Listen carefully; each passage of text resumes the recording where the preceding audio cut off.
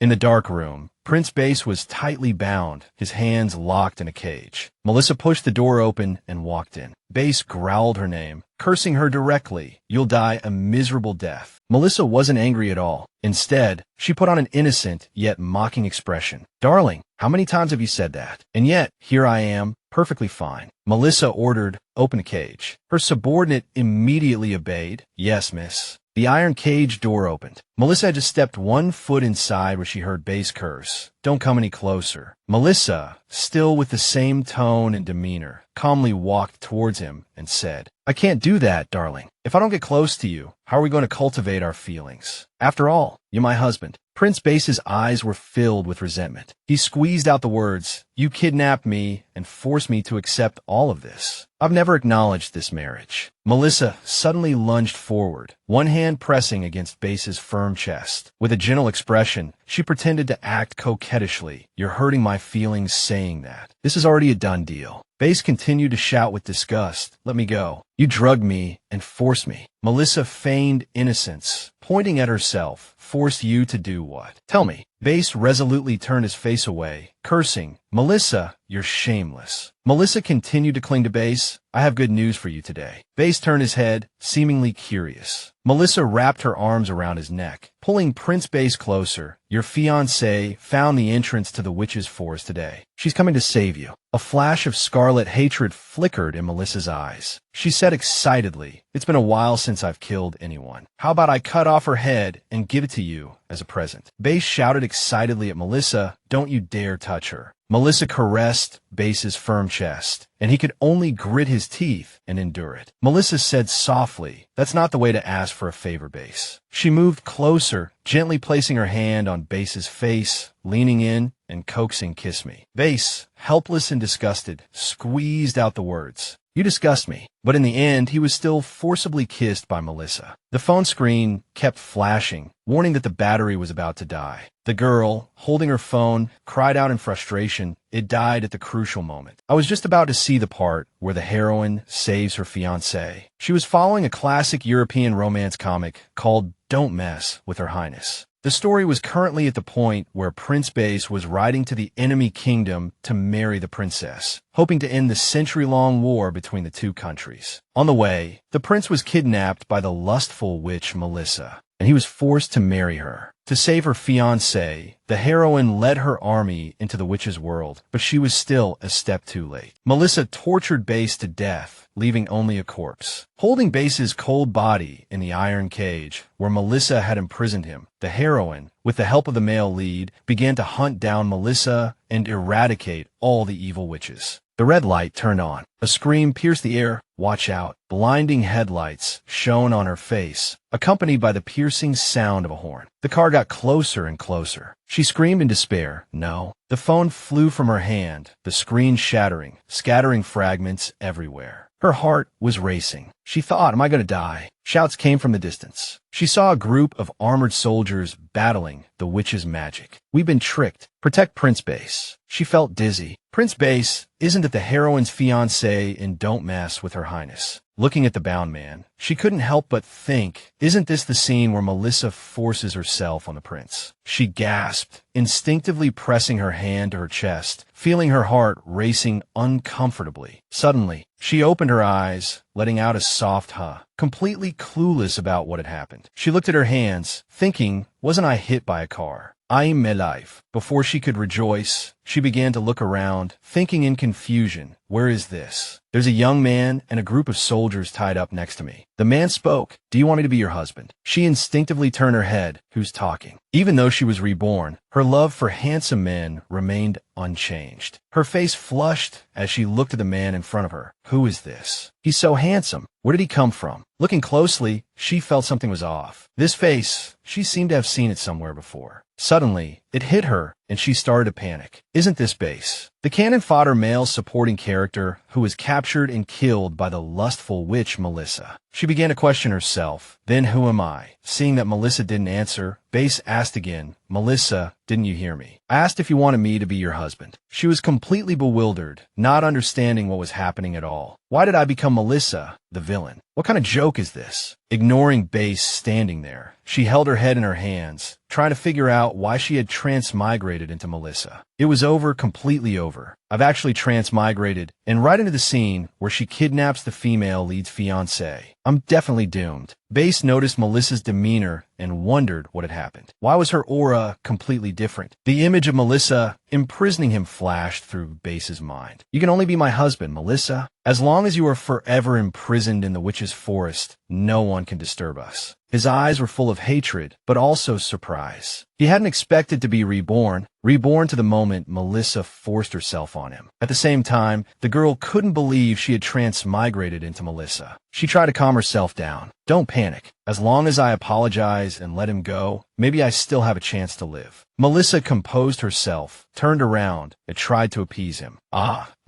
Your Highness, listen to me. She cried silently in her heart. Cherish life. Stay away from the female lead's fiancé. How dare you lay a hand on the cutie, Melissa? Do you have a conscience? Before she could finish, Base spoke. There's no need to say anything. Knowing he was handsome, he gave a gentle, affected smile and continued, I agree to be your husband. But things weren't that simple. He hated her to the bone. How could he let her off so easily? Melissa, I will definitely make you wish you were dead. The story takes place in a vast magical fantasy world, divided into 3 main regions. The Cardillian Empire in the west, the Salamian Empire in the east, and the Witch's Forest right in the middle. For hundreds of years, the border between the 2 empires has been ravaged by war. The people have suffered endlessly, blood has flowed like rivers. It's truly everywhere. As the 2 countries slaughtered each other, the power of the Witch's Forest also grew, truly opportunistic. For the sake of long-term interests, the 2 empires decided to temporarily put aside their hatred and end the war through marriage. Thus, a romantic scene unfolded, a couple holding hands in the temple. So cliché. At this moment, Melissa slammed the book shut, thinking impossible that lecherous which Melissa actually caused trouble in the middle of the wedding. This plot twist is too outrageous. The image of Base appeared in her mind, and she thought of the things Melissa had done, kidnapping Base, the prince of the Salamian Empire. She covered her forehead and shook her head helplessly. There's no escaping it. I'm that lecherous witch now. Oh my God. She waved her hands frantically and clutched her head, yelling, being chased by 2 empires, then chased to the ends of the earth by the male and female leads. I'm in despair. I absolutely can't let this happen. Same girl. Back in reality, the bound Base turned to Melissa and said,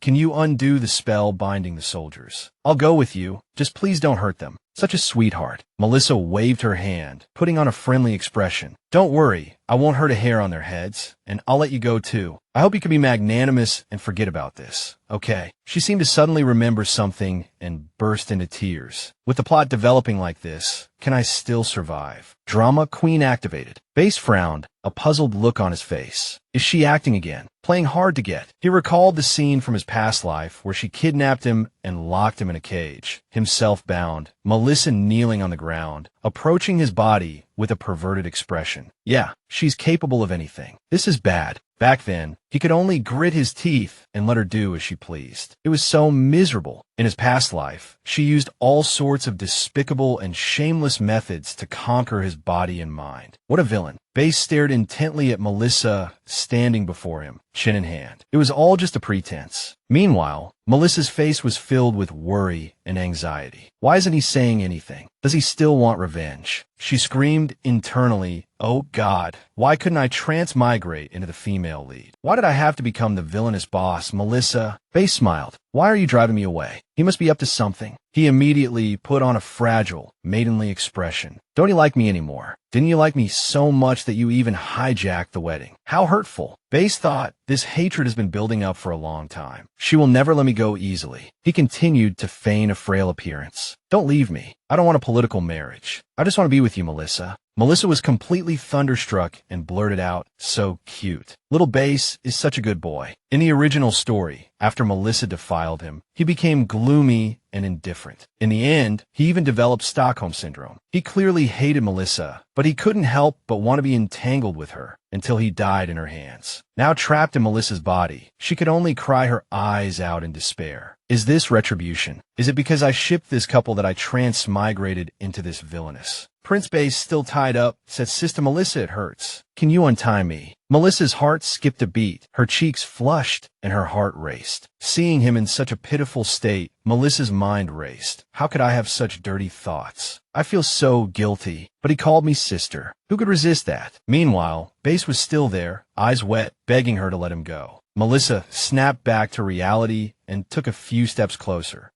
I'm sorry. I'll untie you right away. I was so busy begging for mercy that I forgot to let you go. Once freed, Base looked at her innocently. "Sister, you're so kind." Melissa replied, flustered, This is what I should do." Base cursed inwardly. "You stupid woman, pretending to be harmless on the outside, but dark and lustful inside. Just wait until I'm free, and I'll show you." Melissa was untying the ropes when she suddenly stopped. "Wait, if I let him go now, will he come back for revenge?" Base gave a friendly smile and called out, "Sister," while thinking, why did she stop? Did my acting not fool her? Melissa released her hands, stopping the untying, and hesitated. "I'm sorry, I can't let you go yet. I've been too careless." In the story, Base is a clever man. He might be playing dumb right now. As soon as I let him go, he'll take revenge. What should I do? Melissa thought triumphantly. Thankfully, I've read the original story. I know Melissa has a backup plan to prevent Base from killing her. Melissa gave a bright smile and looked at Base. "Prince Base, although I really want to let you go, I'm a little worried there might be conflict between us. To avoid that, I want to put a witch's curse on you first. You don't mind, do you?" His eyes were filled with worry. A witch's curse. Could it be? While he was still afraid, Melissa leaned down, lifted his chin, and slowly kissed his lips. Base's face instantly flushed red, and cold sweat dripped down his face. This shameless woman, how dare she? Base was completely stunned by Melissa's actions. This woman. The seal beneath his feet gradually dissipated. Just then, a strange mark appeared on Prince Base's neck. He cursed angrily in his heart, branded with this damned death mark again. This is the heart seal curse of the Witch Clan. Once marked, life and pain are linked to the caster, but only the cursed one suffers injury, while the caster remains unharmed. Base recalled his past life. "In my past life, because I bit Melissa, she cursed me. Now, even though I cooperated with her, I'm still cursed." His hatred reached its peak. "Damned woman, in this life, I will tear you to pieces." Melissa slowly released Base. Her face flushed red, and she hurriedly covered her face with her hands. "Oh my God, my first kiss is gone just like that." Melissa shyly turned and left, leaving Base in an extremely foul mood. The ropes binding Prince Base disappeared as well. Melissa said, "You can go now." Base looked at Melissa with disgust. "You want me to leave?" It's not that easy. Base also knew that to lift the heart seal curse, he needed the caster's true love. This foolish and lustful woman probably doesn't understand what true love is at all. He thought for a moment, forget it, I'll just perish together with her if I have to. Base turned and rebuked Melissa. "That was my first kiss. You have to take responsibility for me." Melissa's face flushed red with shock, and she stammered, "Responsibility." Melissa had once wanted to marry Base, but that was the old Melissa. "I'm different now. I just wanted to let you go, and now you want to marry me. You're so ungrateful." Base took a step closer and grabbed her hand. "You don't want to." He continued, "Right? You must have many men around you. They must be better at pleasing you than I am." He painted a scene of Melissa sitting in a chair, surrounded by 4 or 5 young men attending to her. He turned his head away in disappointment. Melissa hurriedly explained, "I don't. I really don't," she said helplessly, not knowing how to explain. "I've been single for 24 years. You're the only man I've ever kissed." Base turned his head back happily. "So you're agreeing to marry me?" Melissa's face flushed red with surprise. "Huh." Base hugged her tightly. "Sister, I will definitely be a qualified and amazing husband." Prince Base's face suddenly darkened, filled with hatred. "Just you wait for my revenge, Melissa." The two walked out hand in hand, shocking everyone. "Look, isn't that Melissa?" The surrounding people began to gossip. "Who's that next to her?" Did she really kidnap the prince of the Salamian Empire? She's getting bolder and bolder. Base, walking beside her, chimed in, "Sister, everyone's talking about you. You're famous now." Melissa raised a hand to her forehead and sighed in exasperation. Famous. More like infamous. The entire witch forest knows that Melissa is a pervert who preys on everyone, regardless of age. What's more, she also remembered that if Base went with her, he might say to his subordinates, "Go back and tell my father that I've found true love and won't be participating in any political marriages. Let him deal with the conflict between the two countries himself." She never thought he would say something like that, and thought, is this still the same comic I read? Melissa turned to Base, who seemed lost in thought. In the original story, Base deeply resented Melissa for kidnapping him. Why was he now clinging to her so tightly? She didn't dwell on it. The bottom line was, before the female lead found him, she couldn't afford to offend this little ancestor. She had to cater to him to avoid a gruesome death. After a while, Base muttered to himself, so this is the legendary world of witches. The witches' forest, situated between two empires, had been shrouded in mysterious magic for many years. Legend had it that this was the birthplace of the sun god and held countless treasures. Because of this, everyone viewed witches as an evil force that must be eradicated to maintain the sun god's purity. Base thought, so that's how it is. He would probably never forget his past life. In his past life, Melissa had led him around like a dog on a leash, and the gossip then was just as rampant as it was now. The surrounding people constantly gossiped about him and Melissa. He would never forget those mocking smiles. He had tried to console himself with the fact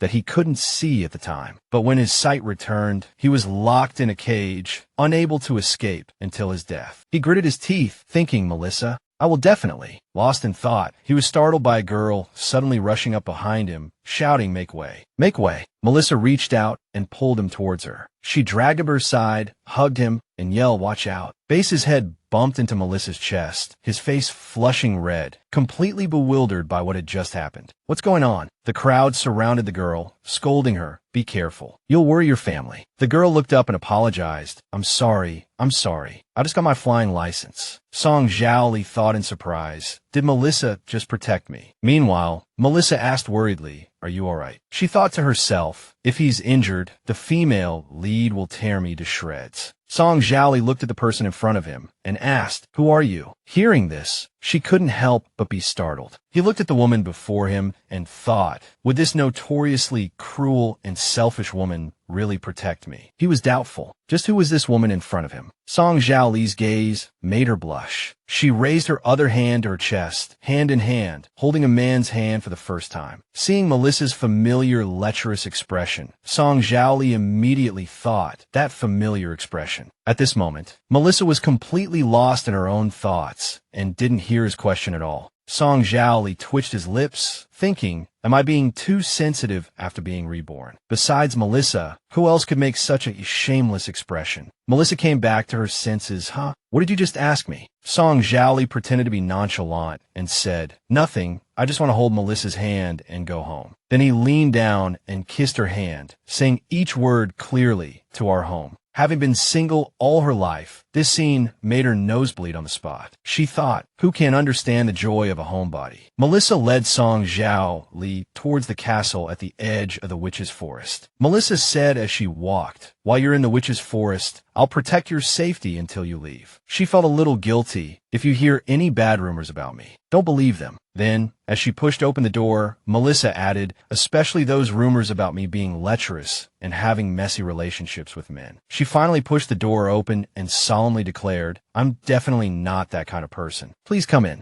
Melissa was trying hard to project the image of a warm, kind, and generous hostess. Just then, the female lead in the story should appear and say, thank you for taking care of my fiancé. Song Zhaoli could then add, I can testify that she's not a lecherous witch. And she could respond with her head held high. This is what an upright person like me should do. She covered her face, secretly pleased with her plan.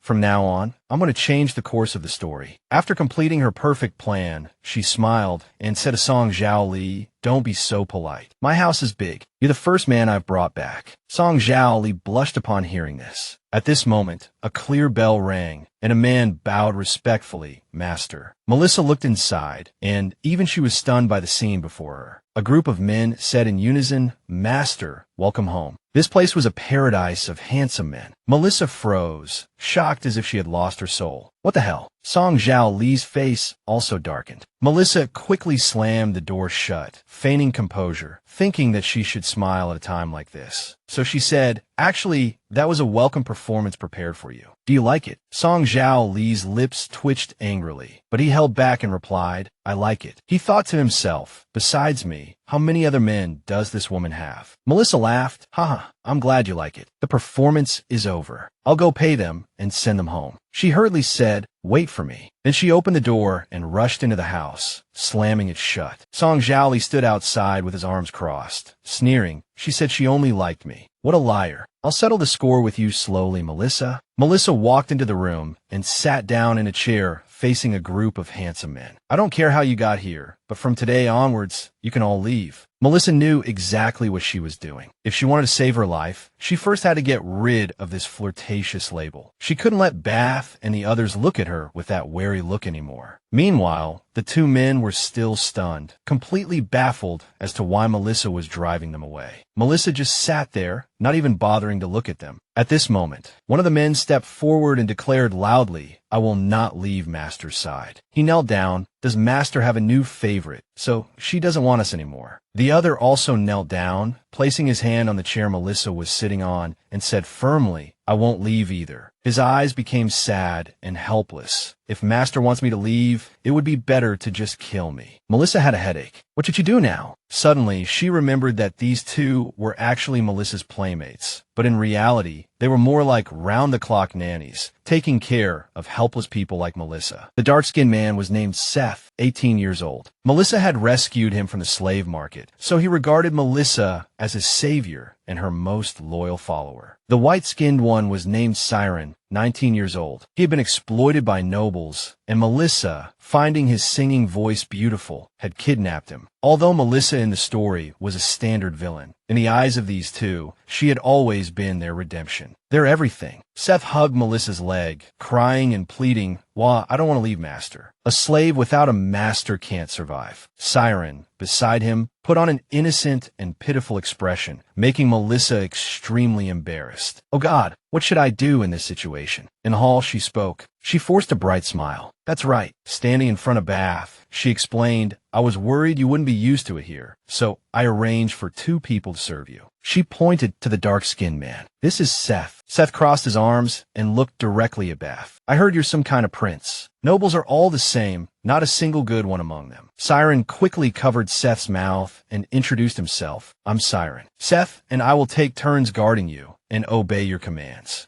Melissa added with a smile, "They're very familiar with this place. If you have any questions, just ask them." Melissa was secretly pleased with herself. "I'm so smart, sending these 2 big troubles to serve Bath. This way, the 3 troubles are together, and everyone's happy." But she didn't expect that Bath was thinking, sending people to watch me on the first day, just like Melissa. Bath hugged Melissa and smiled tenderly. "Thank you, Melissa. You're too good to me. You're the best wife I've ever had." In the darkness, a voice rang out. "Melissa." She was startled. Who's calling me?" The voice echoed again. "You killed Bath." Melissa quickly explained, "It wasn't me. I didn't do it." The figures of a man and a woman holding long swords appeared, blood dripping from their blades. They walked towards Melissa step by step. The girl said, "Go be buried with him." Melissa panicked and screamed, "No." She woke up with a start, covered in cold sweat, panting in bed. She stared at the ceiling with wide eyes, raised her hand to touch her forehead, and comforted herself. It was just a dream. "I thought I was really going to be killed." Suddenly, she heard footsteps approaching, and the bedroom door was gently pushed open. Her eyes widened in terror. "Who?" The person stepped forward, tightly grasped Melissa's hands, and said gently, "Don't be afraid, sister, it's me." It turned out that the person who had sneaked into Melissa's room was Bath. Melissa was completely pinned down by Bath, her face flushing red. She cried out, "Bath!" Bright moonlight streamed into the room through the window. Melissa quickly pushed Prince Bath away with both hands. "What are you doing here?" She was also surprised to see him. She had clearly arranged a separate room for him and had Seth and Siren guarding the door. How did Bath manage to avoid them and get to her room? It turned out that Siren and Seth had been hypnotized by Bath and were now lying fast asleep in the hallway, still murmuring master. Bath looked at Melissa affectionately. I don't want to sleep alone. I'm afraid of the dark. She gently placed her hand on Bath's face and said, don't you have Siren and Seth with you? She thought, if he's afraid of the dark, he should go find those two men. Why come to me? Bath whined, I don't want them. I only want you, sister. Hearing this, Melissa's face flushed crimson. This is too much. How can he say such seductive words with a straight face? But how could a sultry goddess like me resist? Bath leaned closer, propping himself up on the bed with both hands and continuing to whine, sister, please, I want to sleep with you. Melissa immediately refused. No. Melissa struggled to push Bath away as she said, listen to me, Bath. I'm not sleeping with you, and it's for your own good. She's worried I might lose control of my beastly nature and eat you. Don't push my buttons, little one. She continued to comfort him. Base, boys and girls are different. You should go back to your room now, okay? Good boy. Base sadly placed his hand on Melissa. But we're husband and wife. Isn't it normal to sleep together? Melissa frowned and pouted. Of course not. I didn't chase after you to be my husband. You were the one clinging to me, remember? Something fell off. Strange. The plot wasn't supposed to go this way. Could transmigrating really cause a butterfly effect? In the original story, Base's death was what made the female lead determined to take revenge. On her path of revenge, the male lead helped and encouraged her, and that's how she fell in love with him. If Base doesn't die, how will the revenge arc begin? And how will the relationship between the male and female leads develop? Seeing Melissa's silence, Base thought, the Melissa of my past life never let any man into her bedroom, including me. A flicker of suspicion crossed Base's eyes. What secret is she hiding? Was she forced to kidnap me? I have to find out the truth to stay by her side. For now, I can only exploit her weakness for beautiful men. Base continued to act cute. Let me stay. I'm willing to do anything for you. Base lunged forward and pushed Melissa onto the bed. He knew her too well. She never refused a man who offered himself to her. Melissa sighed. What else could she do but go with the flow? She patted his head gently to comfort him. All right, but I have a condition. Base asked what condition. He looked up at her excitedly. I'll agree to anything. Base thought, so Melissa is finally showing her true colors. I was prepared to sacrifice my body, but I didn't expect it to happen so fast. The wind blew in from outside, causing the curtains to flutter. Melissa began, my condition is, she flipped over, pinning Base beneath her. Melissa looked at Base seductively. In a month, you'll go with me to the Belit Military Academy to take the entrance exam. Base was surprised, then felt something was amiss. That's it. No one did a scene. Melissa lifted Base's chin with her hand. Do you agree? Base stammered stiffly, I okay. Melissa casually pulled the blanket over Base. As expected, Base is still a good boy, untainted by the previous Melissa. And he's so obedient. With that, she lay down, turning her back to Base. Base was still stunned, completely bewildered by what had just happened. She closed her eyes and whispered, all right, let's sleep. Base couldn't sleep at all, staring blankly at the ceiling. I'm not dreaming.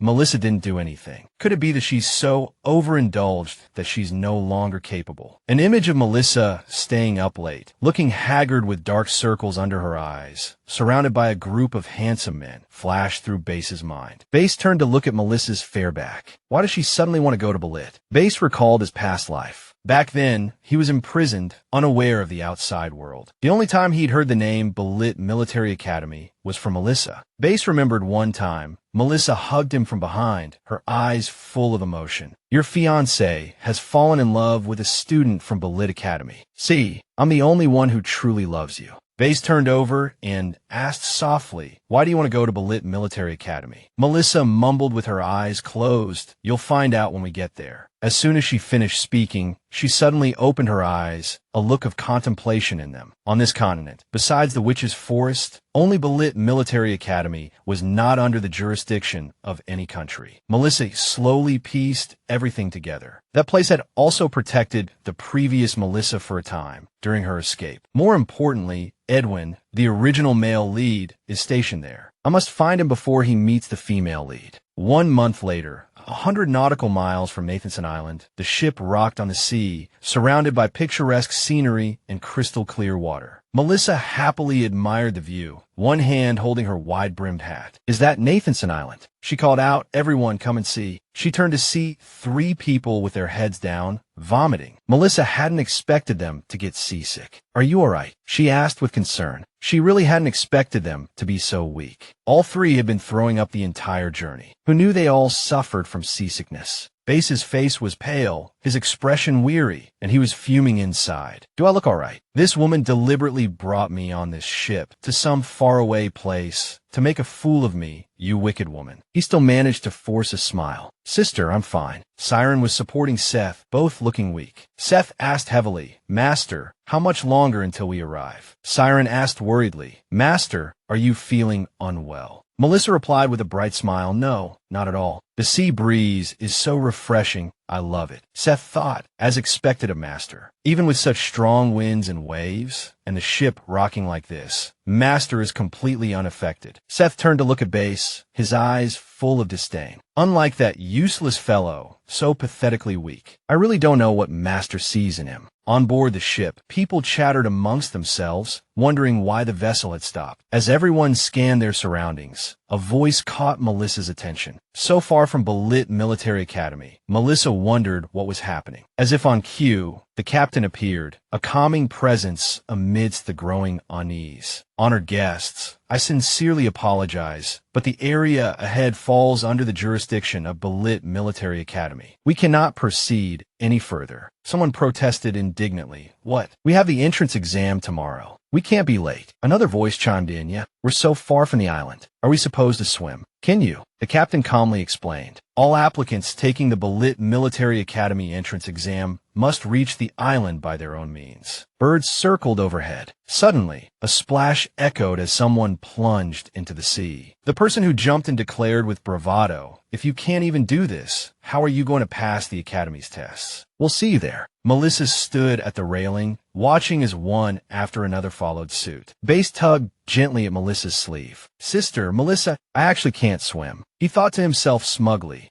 "With 3 burdens, let's see how you handle this." Base shook his head, as if realizing he'd said something wrong. "Wait, why did I include myself in that?" Melissa patted Base's head. "Don't worry." She leaned closer to Base, looking him in the eye. "I've got this. You just need to stay put." Melissa held a wooden board, thinking, "I knew getting into Balit Military Academy wouldn't be easy. Good thing I came prepared." Melissa turned to Base, gesturing to the board. "This is it," she said confidently, "a surf assault board. The name might be a bit odd." She admitted, though she liked it. Base asked, puzzled, "What is that? Is she planning to use that to get ashore?" Seth excitedly raised his hand. "I know. Everyone lies on the board and uses the power of the waves and wind to drift to the shore." Beside him, Siren said, "But the wind is blowing against us." Seth's eyes widened. "Oh yeah, so what is Master planning to do?" Melissa smiled, tying her hair back. "Seth is clever, but we wouldn't make it to the entrance exam in time using that method. I have other ways." Base gave her a probing look. "Sister, are you planning to use magic?" He thought triumphantly, if she does that, she'll expose herself as a witch. Even though Balit Military Academy trains outstanding officers from various countries, they explicitly forbid witches from enrolling. Base watched Melissa, thinking, why does Melissa want to enter Balit Military Academy so badly? What is she planning? Melissa tossed the board into the sea and winked confidently. "Watch this." She leaped onto the board, surfing across the water's surface. Time for a surf enthusiast to stir things up, she thought. Waves rolled and roared, but Melissa was lost in the thrill of the ride. In the distance, someone pointed at her. "Look over there." "What's that?" "Someone's surfing on the waves." Melissa gracefully maneuvered the board across the azure waves, a picture of effortless skill. Everyone, baffled by her prowess, murmured amongst themselves. "Is she using magic?" Someone wondered. Another exclaimed, "Amazing. How is she doing that?" Melissa looked back at Base, a triumphant grin on her face. "See that, Base? I'm going to the island to borrow a boat and come back for you." The 3 stood at the ship's railing, watching her go. Seth declared, "See that? That's my master." Beside him, Siren looked worried. "Master, please allow me to sing a prayer for you."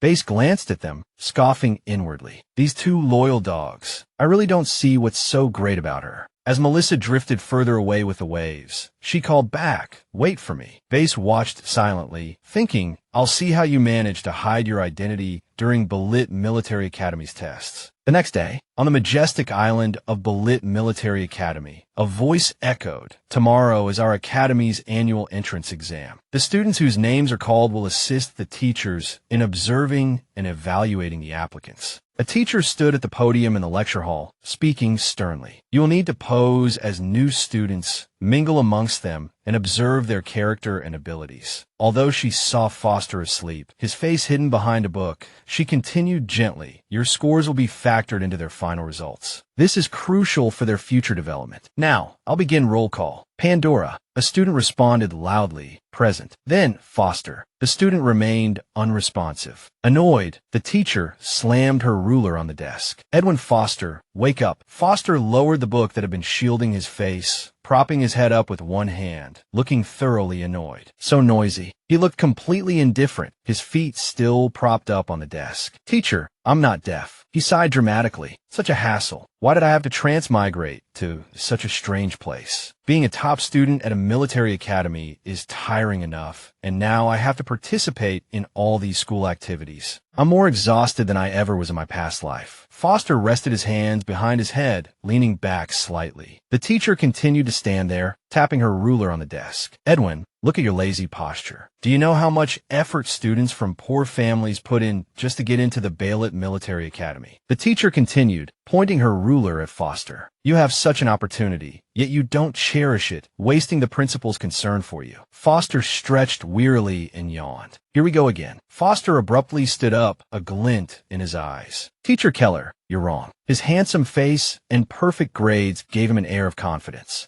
"I got into Balit Military Academy not through hard work, but through talent. If you don't believe me, you can ask the principal." Foster propped his chin on his hand and continued, "If it weren't for him begging me to come, I wouldn't be suffering here." The teacher, enraged, twisted Foster's ear. "You'll pay for this sooner or later. Tomorrow, you're in charge of assessing the new students. No slacking." She pushed him back into his seat. "Do you hear me?" Foster obediently replied, "Yes, yes." His eyes glimmered with anticipation. He wondered if there would be any beautiful girls among the new students, hoping it wouldn't be another group of toddlers. Foster gazed thoughtfully out the window for a moment, then finally decided, "Forget it. I'll go to the harbor later to check things out." Dozens of ships were docked outside Nathan Harbor, and people bustled about. Melissa finally reached the shore, borrowing a boat to bring the other three ashore. She encountered a young man and asked in surprise, "Oh, did your uncle lend me the boat?" Foster casually replied, "That's right, just tie the boat to the shore." In reality, it was Foster himself in disguise, observing the situation at the harbor. He asked curiously, "Are you here for the entrance exam tomorrow?" Melissa smiled brightly and replied, "Yes, I am." Seth, trailing behind, was exhausted and vomiting continuously. Salon ran over and asked with concern, "Seth, are you all right?" She gestured to the trio and introduced them. "These are my younger brothers. They came with me." Hearing this, Bass thought angrily, "Damn it, Melissa, you've already charmed a handsome guy just after arriving on the island." Bass watched from afar, deliberately ignoring Melissa and Foster chatting and laughing, thinking she probably got the boat by relying on her looks. Bass sulked, clenching his fists. "Enjoy your fleeting happiness, Melissa. When I find out everything, it will be your day of reckoning." Melissa saw Bass standing there, her expression changing slightly. She called out, "Bass, are you listening to me?" Melissa walked over slowly and, looking at the three in front of her, said, "Bass, Foster says his house is very close to Balit Military Academy. We can stay at his place tonight." Bass put on a sweet smile and said, "Okay, I'll listen to you." But behind the smile was pure jealousy. "Foster, she's already calling you by your first name. Melissa is really amazing." Bass crossed his arms, watching them chat and laugh while maintaining a stern expression. "This guy looks dishonest at first glance, but it doesn't matter. Melissa will take care of him." Bass imagined a scene of Melissa devouring Foster with a knife and fork. He'll be eaten down to the bone tonight. The night sky was tranquil, the atmosphere incredibly romantic. The stars twinkled above. Inside, everyone sat around the table. Suddenly, Foster placed a jug of wine on the table. Foster spoke slowly. "This is wine I brew myself. I don't know if it suits your taste." Melissa stared at the wine glass in front of her, her expression shifting slightly. "What should I do? I can't drink alcohol. I lose control when I drink." Across from her, Seth and Salon were already drunk and oblivious. Seth, his face flushed, said, "Master's sister loves to drink." Salon echoed, "Yes, yes." Melissa looked at them and thought, "What's wrong with you two?" Melissa gave an awkward smile and turned to Foster, hesitantly saying,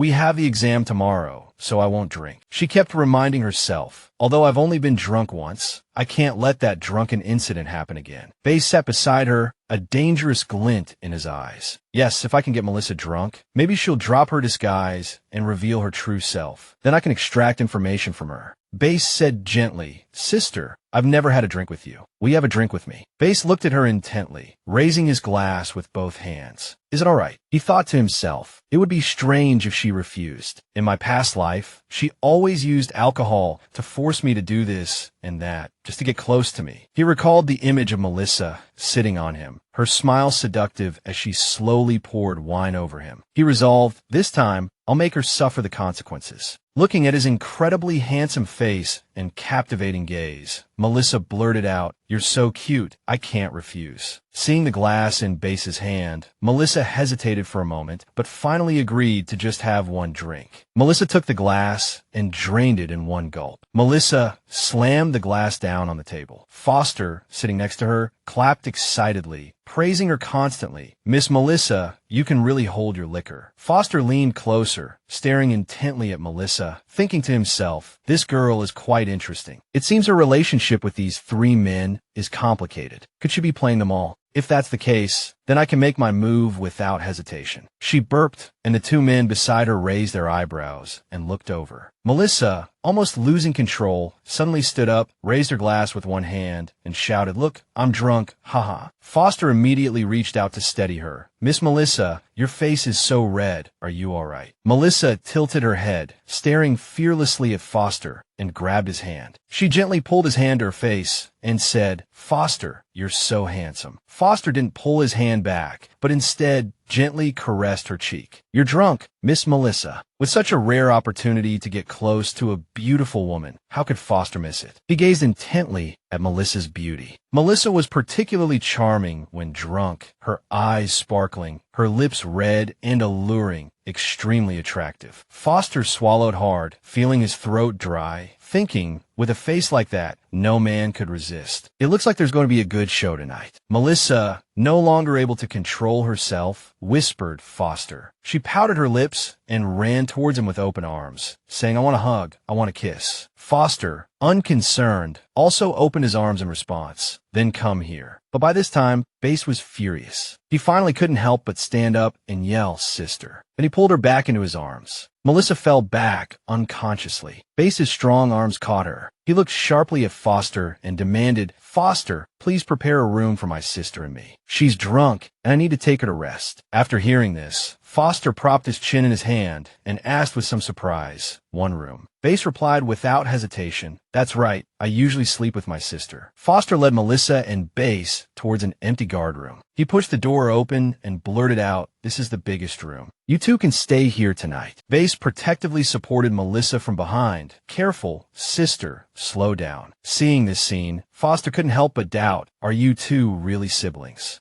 He muttered to himself, sighing dramatically, thinking that this messy Bellet military academy didn't have a single beautiful woman, which was driving him crazy. Finally, one showed up, and yet, Bass immediately turned around and retorted, What does our relationship have to do with you, Foster? Foster was speechless and could only say, All right, I didn't ask. Inwardly, however, he grumbled, Oh my, these two definitely have something going on. One girl, three men, these youngsters really know how to play. Foster decided to stop being a third wheel and quietly left the lovey-dovey atmosphere. The door clicked shut. Melissa, lying on the bed, suddenly said, It's so hot. This simple sentence instantly alerted Bass. He turned and asked, presumably because she had too much to drink. Melissa said coquettishly, These clothes are too tight. I have to take them off. Seeing this, his heart pounded like a drum, and his face flushed red. The small voice of reason in his mind reminded him to quickly stop her, shouting, Absolutely not. The two stood face to face, Melissa drunkenly calling his name, Prince Bass. He replied, It's me, Melissa. A thoughtful glint flashed in his eyes. Now that they were alone, what exactly did she want to do? Whatever she wanted, he would take this opportunity to extract some information. She gently stroked his face, pulling him closer, giggling,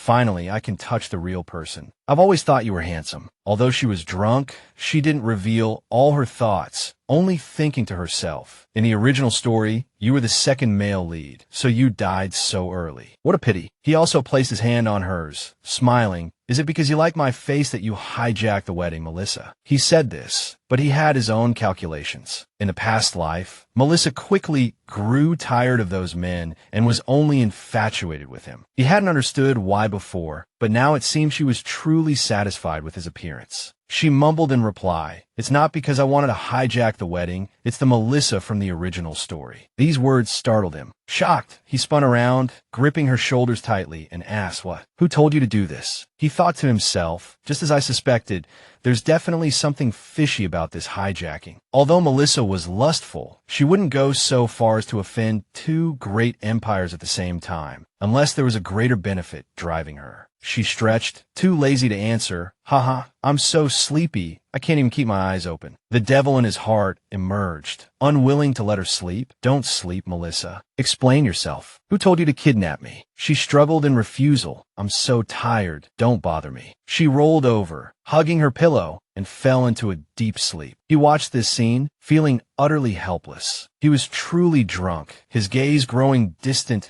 and thoughtful as he questioned himself repeatedly. What exactly happened? Why was Melissa different in this life compared to the last? Watching her sleep, I felt even more confused about life. But one thing was certain, Melissa hadn't stolen the wedding in her past life out of greed. So, who was the mastermind behind it all? Suddenly, she cried out in her sleep, murmuring, "No, don't kill me, please." He didn't say anything, just covered her with a blanket, thinking to himself, she has nightmares too.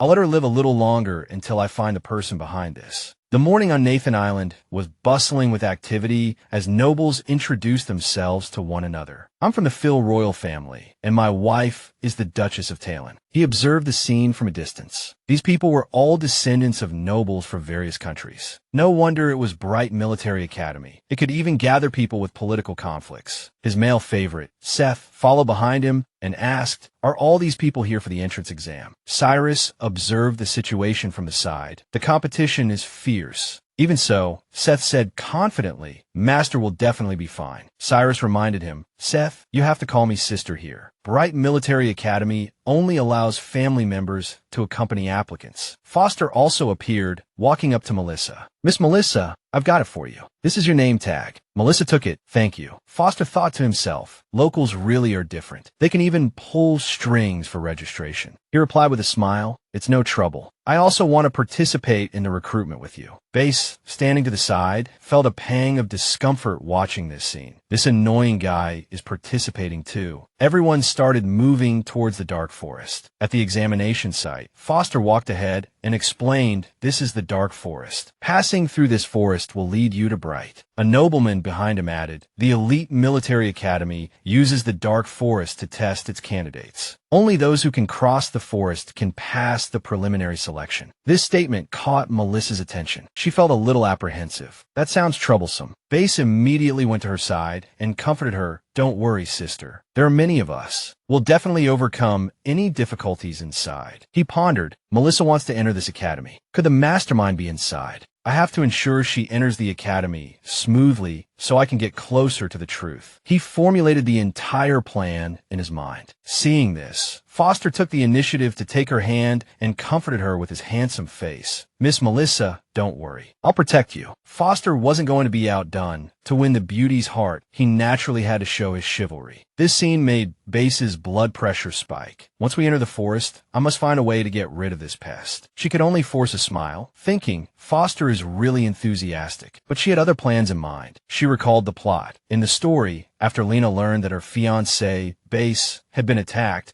she immediately brought people to reinforce him. On the way, the team encountered a storm, drifted to Nathan Island, and were rescued by the male lead. The two fell in love at first sight. She looked at Base, thinking, there's still some time until that plot point. As long as I cling to the male lead's thigh first, then let Base go save him and prevent them from falling in love, I can change the plot and survive. Seeing her staring at him so intently, Base suddenly felt nervous. Why is Melissa looking at me like I'm prey? What is she planning? A man in the distance shouted to attract everyone's attention. You're all so ungrateful. The nobleman tightly gripped a girl's hand. This young master is already giving you face by being willing to team up with you. As long as you obediently become my woman, I guarantee you will pass this selection. Seeing this scene, Foster felt uncomfortable. Here we go again. There are these kinds of scumbags every year. He turned to Melissa. Let's go, Miss Melissa. He didn't care much. The school would handle it anyway. There was no need for him to interfere. Flirting with the beauty was more important. The nobleman continued to harass her, leaning closer to the girl and lifting her chin, not speaking. Then, I'll take that as your agreement. At this moment,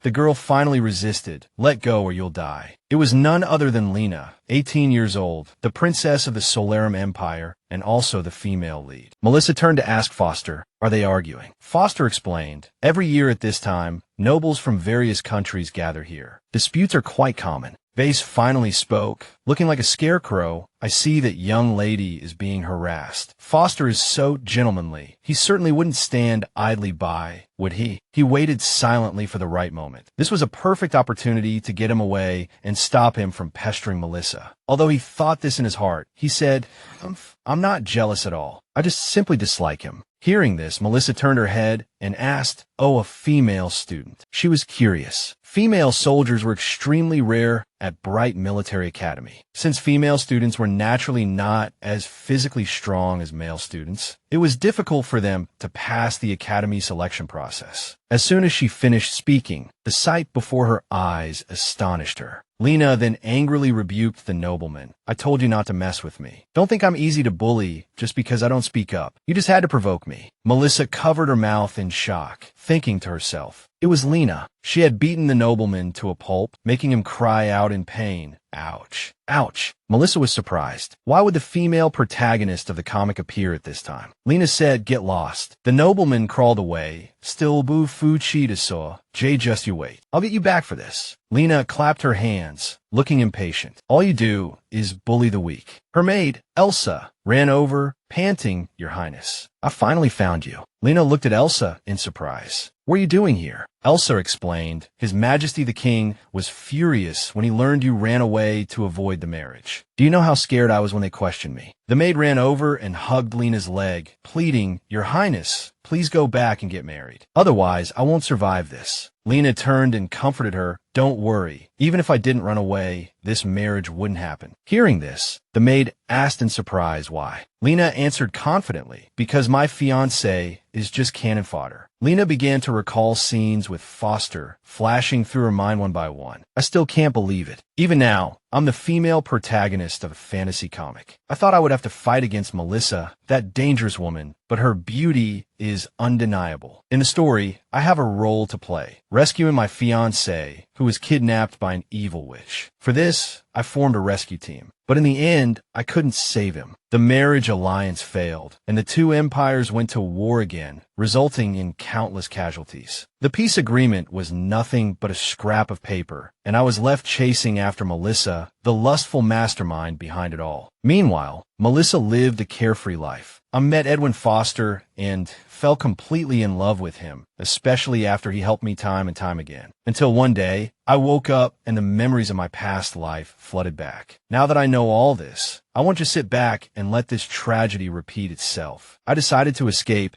to break free from the constraints, and do what I want. My identity, age, experiences, love life, I know it all. Precisely because I know it so well, I don't want to follow that path again. I will never accept that fate. So I'm running away from this marriage, far away. Only then can I change the original trajectory. I was also thinking Bright Military Academy isn't the main stage of the story. There, I can control more. And there's one more thing. That's right, the male protagonist of the story is also there. It's our Foster. She rested her chin in her hand, pondering, I wonder how many other people from the story have awakened their consciousness like me. If there are enemies, that could be troublesome. I need to find allies quickly. The waterfall continued to flow. A hand clapped heavily on Melissa's shoulder. Base turned around and called out, Sister. Melissa jumped in fright. Back in reality, she became even more worried. Oh no, things are developing too fast. I can't even react. He immediately pulled her away. It seems they don't need our help. Let's go. Hearing this, Melissa replied,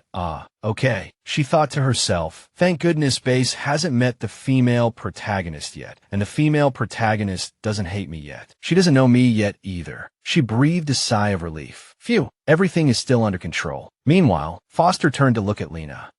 An unexpected discovery. Another beauty. He compared them in his mind. Melissa is sexy and charming, while Lena is strong and independent. But no matter who it is, I have to be careful. She doesn't look easy to pursue, though. He turned and followed Melissa, thinking, I'm so smart. Don't lose the watermelon for a sesame seed. Being consistent is the most effective way to attract a girl. On Lena's side, a little boy ran over and shouted, Sister. Sister. She was surprised, as was her maid beside her. Both of their faces were filled with question marks. They thought, where did this little guy come from? A very cute little boy ran over and asked, Are you here for the Academy entrance exam too? She patted the child's head and replied, Yes. Is there something I can help you with? The little boy said, Sister, I heard the dark forest is very dangerous. Can I team up with you? The boy mimicked her earlier actions. I saw you do that thing earlier and beat that guy up. You were so cool. Hearing this, she was a little surprised and asked back, Are you here for the entrance exam too? She wondered, he's so young, not even 10 years old. How can his parents be so at ease letting him come here? The little boy immediately pouted and replied, I don't want to be here either. My dad forced me to come. His expression made her find him irresistibly cute, and she couldn't help but pat his head. Don't worry, stay with me, and I'll protect you. Hearing this, the little boy was very happy and said, Okay, you can call me Peppa. A cold glint flashed in his eyes. This child isn't normal, he thought to himself. Foster, let's see if the woman you chose is stronger than the one I chose. I won't lose to you this time. She leaped, her fighting stance decisive and graceful. She sent the monsters fleeing in terror. Peppa cheered loudly from the side. You're amazing, Mississippi. The maid's eyes were also full of admiration. Her Highness has truly let loose. Her Highness was the prime example of the Salamian Empire, every gesture exuding nobility and elegance, the goal of every girl and the ideal partner for both men and women. But it was all a facade. The princess's combat abilities were on par with the royal knight captain, but she was ultimately just a political pawn. His Majesty the King, wanting an alliance between the two countries, deliberately hid the princess's true nature from the outside world. The surrounding nobles praised her. Who is this young lady? She single-handedly defeated a whole pack of wolves. Thank goodness she's here, or we would have been in serious trouble. Peppa was quite satisfied, thinking to himself, an unexpected gain. This girl's strength is at least top 3 among the freshmen. Someone like her will definitely be noticed by the Academy. In the distance, Melissa stared, dumbfounded. So strong. This is what a heroine in a story is like. Covered in enhancement buffs, she cried out internally, Oh my God, I don't want to be against her. I have to become friends with her. Bath, seeing Melissa's gaze fixed on the silver-haired girl, felt like he had another rival. This woman, doesn't she even let girls off the hook? Of course, he wouldn't let that happen. He walked over and waved. Sister, we're so lucky. We got through the dark forest without doing anything. She scratched her head and laughed. Hiya. Actually, she was quite happy inside. Having the heroine around was like having an aggro magnet. It wouldn't be the supporting character's turn to be in the spotlight. Bath's face turned cold again as he thought to himself, Before we successfully pass the entrance exam, I can't let Melissa attract any suitors. In the sky, the crow insignia proctors of the Ballet Military Academy were watching from above. Lena's every move was recorded. The teachers on their side were also praising her. Not bad, not bad. This year's freshmen have a lot of potential. The red-haired man, Andre LaCroix, a teacher from the Combat Academy, said especially that girl. Although her movements are simple, she's very strong. I'm confident I can train her to be our Academy's main force. The white-haired man, Ehail's son, a teacher from the Alchemy Academy, immediately retorted, Teacher LaCroix, it's too early to draw conclusions. Who knows if she'll even like your Combat Academy? Teacher LaCroix immediately slammed the table and stood up. Hell, son, don't say I didn't warn you.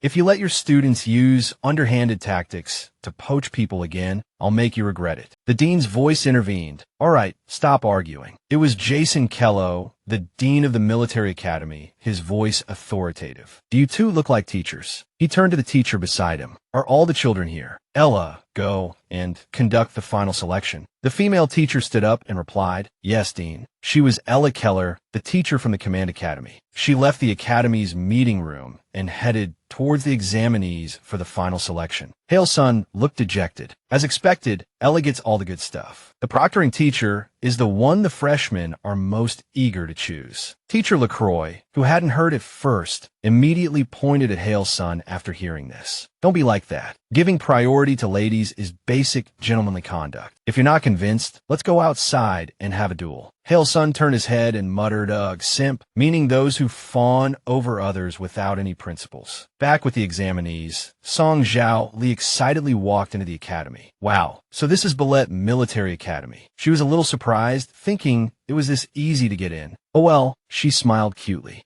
I totally freeloaded off the heroine's light. Foster walked over. Miss Song Zhao Li. She was startled, and Bath behind her also stared at him warily. He bowed. Although the time I spent with you was short, I enjoyed it. Perhaps we must part ways for now. Bath was secretly delighted. He's leaving, great. Song Zhao Li immediately asked Foster what happened. She was a little worried about him. It's time for the final selection. Why are you leaving now? Bass asked, a smug look on his face. Fushiding probably has some difficulties. Don't ask anymore. We should respect his decision. Though he said this, he was thinking, finally rid of this guy. I always felt his identity wasn't that simple. You're right, Fushiding sighed, his face full of frustration. I don't want to leave either, but that old headmaster will definitely attend the final selection. Every year, he gives a 3-hour speech to the freshmen. Who wants to listen to that when there are beautiful girls to look at? Just then, a voice rang out. Edwin Foster, are these the freshmen you've chosen? Looking back, it was Peppa. Lena and a maid stood behind her. Peppa immediately sneered. Just your style? Picking only the good-looking ones, completely disregarding their abilities. Song Zhao Li was surprised to see Lena, the female lead. She hadn't expected to meet her under these circumstances. I'm not ready yet. Lena also looked back at Song Zhao Li, puzzled. Song Zhao Li, the villainous young missy, what is she doing here? She avoided Lena's gaze, comforting herself inwardly. It's okay. I'm not the same Song Zhao Li as before. The plot point where I kidnapped the female lead's fiancé has been changed by me. She definitely won't recognize me. She sighed. Never mind me. She hasn't even met her own fiancé yet. Lena turned to look at Bass and recognized him, somewhat surprised. Bass Kane, my politically arranged marriage partner. The cannon fodder character who was kidnapped and imprisoned to death by Song Zhao Li. He died right after getting married. Bass noticed something was off with Song Zhao Li and asked, Sister, why are you sweating so much? Are you all right? Song Zhao Li replied, I'm fine, just a little hot. He considerately helped her wipe the sweat. Let me wipe it for you, sister. Song Zhao Li felt a little awkward. No need, it's too much trouble. He cheerfully continued wiping. I'm not tired, as long as you're comfortable. This scene happened to be witnessed by Lena, who was very surprised. What's going on? Doesn't Bass Kane hate Song Zhao Li to the bone? He hated her until the very end, so why are they getting along so well now? She was still suspicious. He just called her sister. Could I have mistaken her for someone else? They look alike, but they're not the same person, right? She comforted herself. It's all right. I still have time to investigate. If she really is that lecherous villain Song Zhao Li, I will definitely eliminate her for the good of everyone. Arriving at the academy gate, the candidate Sushi entered the final preliminary selection. Fusher looked down at Peppa and said, Peppa, I'm sorry. I don't have time to play with you right now. He was thinking, there are only 10 minutes left until the final selection. I have to go quickly. Peppa spoke unwillingly. Are you afraid of losing? This year, the number of new students selected for our Alchemy Academy will definitely surpass your Command Academy. Just you wait and see. Teacher Hale's son will definitely get the proctoring qualification. Fushiding guessed inwardly. It's not that I'm discriminating, but admissions are related to the school's image. Given the headmaster's personality, he definitely won't let him proctor alone. Fusher didn't bother arguing and patted Peppa's head. All right, I'll wait and see. Knowing that she was too small to do anything, Peppa could only humph and turn her head away. Song Zhao Li seemed to have overheard their conversation and walked over to ask, Fushiding, are you a student of the Command Academy? She was suspicious. Even his name is fake. What is his purpose in approaching us? Fushiding knew he couldn't hide it any longer and had to admit, I'm sorry, Miss Song Zhao Li. In order to find outstanding talent for the school, I had to conceal my identity and approach you. Bass was right from the start. This guy is indeed suspicious. A child from the seaside without a trace of fishy smell and no fishing gear at home. My little Base is really sharp. Now Base was going to expose his true identity. Let me reintroduce myself. My real name is Edwin Foster, and I'm a third-year student at the Command Academy. Song Zhaoli was surprised. What? Isn't that the male lead's name from the novel? How can it be such a coincidence? She then remembered and asked her eyes. She still remembered the plot. The male lead in the novel wasn't blind. Foster apologetically removed his eye mask. Isn't my protagonist aura pretty strong? By the way, I'm not actually blind. The eye mask is just for,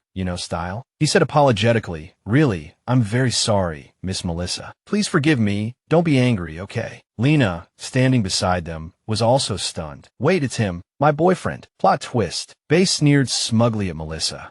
Melissa hates being lied to the most. She's definitely going to get angry, right? Unexpectedly, Melissa said with a grin, Darling, how could I be angry over such a small matter? Base was dumbfounded. What's going on? Melissa appeared very calm. Senior Edwin has always taken good care of us. I'm incredibly grateful. Perhaps she has other plans. After all, clinging to the protagonist's thigh, this is an opportunity. Base couldn't stand it anymore. Sister, don't you hate lies the most? Melissa hurriedly explained, really? I think white lies don't count as lies, right? As long as it's well-intentioned, it's fine. What she was actually thinking was, as long as he's handsome, it's fine. So it's fine, he said, turning to Foster. Don't get ahead of yourself. My sister is only temporarily infatuated with you. Lena scratched her head. This relationship was a mess, and she felt confused herself. So the rumored promiscuous witch, Melissa, was juggling a fiancé and a boyfriend at the same time. The plot was thickening. The group started to head outside, whispering amongst themselves. Look, someone's coming. It's Ella Keller. The legendary Ella Keller solemnly announced. I'm pleased to see so many of you have made it to the final entrance exam for the Belit Military Academy. I am your examiner, Ella Keller. Melissa instantly transformed into a starstruck fan, squealing excitedly. Oh my God, it's HR. Base raised an eyebrow. You know this instructor? Melissa grabbed his arm and whispered, Ella Keller is the most important female officer in Belit. She's a role model for all of us. We have to get into her command academy. The scene shifted. In the original story, Ella Keller was the protagonist's mentor. Becoming her student was the key to clinging to the protagonist's coattails. I have to collect them all. But he didn't hear anything because he only noticed how close Melissa was to him. God, she was so close. He took a deep breath to calm himself. Damn it, why do I keep replaying all the terrible things Melissa did to me? I can't forgive her. Why does she want to get into the Command Academy so badly? Is someone manipulating her? Maybe he was overthinking it. Seeing him spacing out, she poked his cheek. Base, are you listening? Why is your face so red? Are you alright? She cupped his face in her hands, making his face even redder. Face to face, Melissa said, Strange, you don't have a fever. Base was completely speechless. Finally, snapping back to reality, he pushed her away. I'm Euphine. There are just too many people. Melissa blinked. Playing tough isn't a good thing, dear. Peppa grumbled angrily. Why isn't instructor Hailson the examiner? What bad luck? Lena, arms crossed, thought seriously. I remember the final Belit exam is a name tag battle royale. Only the last 50 people remaining will pass. Ella announced. Now, I will announce the examination content. Everyone received a name tag upon entry. In the next half hour, you must snatch the name tags of others and eliminate your opponents. Only the last 50 remaining will qualify for admission. Peppa suddenly puffed out her chest. Don't worry, I'll make sure you get into the Alchemy Academy. Melissa tilted her head, confused. Wait, who are you exactly? Sigh. I only remember the plot points related to the protagonist. I'll have to fill in the rest myself. Peppa confessed. Like Edwin, I'm a student at the Belit Military Academy. My name is Peppa Lime from the Alchemy Academy. She extended her hand. Our academy welcomes talented newcomers like you. Please join us. Melissa stared at the outstretched hand. In the original story, I was saved by Edwin and then entered their command academy. But if I want to change my fate, I can't follow the script. She hesitated for a moment, then shook Peppa's hand. It's a pleasure to meet you. In her mind, she thought, I'm going to join the Alchemy Academy and rewrite my destiny. Siren and Seth rushed back. Seth spoke. What should we do, Master Sister? This is a name tag battle royale. We're not eligible to participate. Melissa reassured them, don't worry, I'll definitely make it to the end. She told herself, I can't mess this up. or I won't be able to latch onto the protagonist, or I'm dead. Both her male attendants wished her good luck. Siren said, I will pray to the gods for your victory. Not to be outdone, Seth added, I'll be cheering you on from the outside. She hugged them both. Thank you, my darlings. I didn't expect them to be so loyal. It's so touching. How did I get such reliable and devoted servants? Perhaps everyone had forgotten someone. Then Base spoke, It's all right, sister. He handed over a name tag. I've also registered for the examination.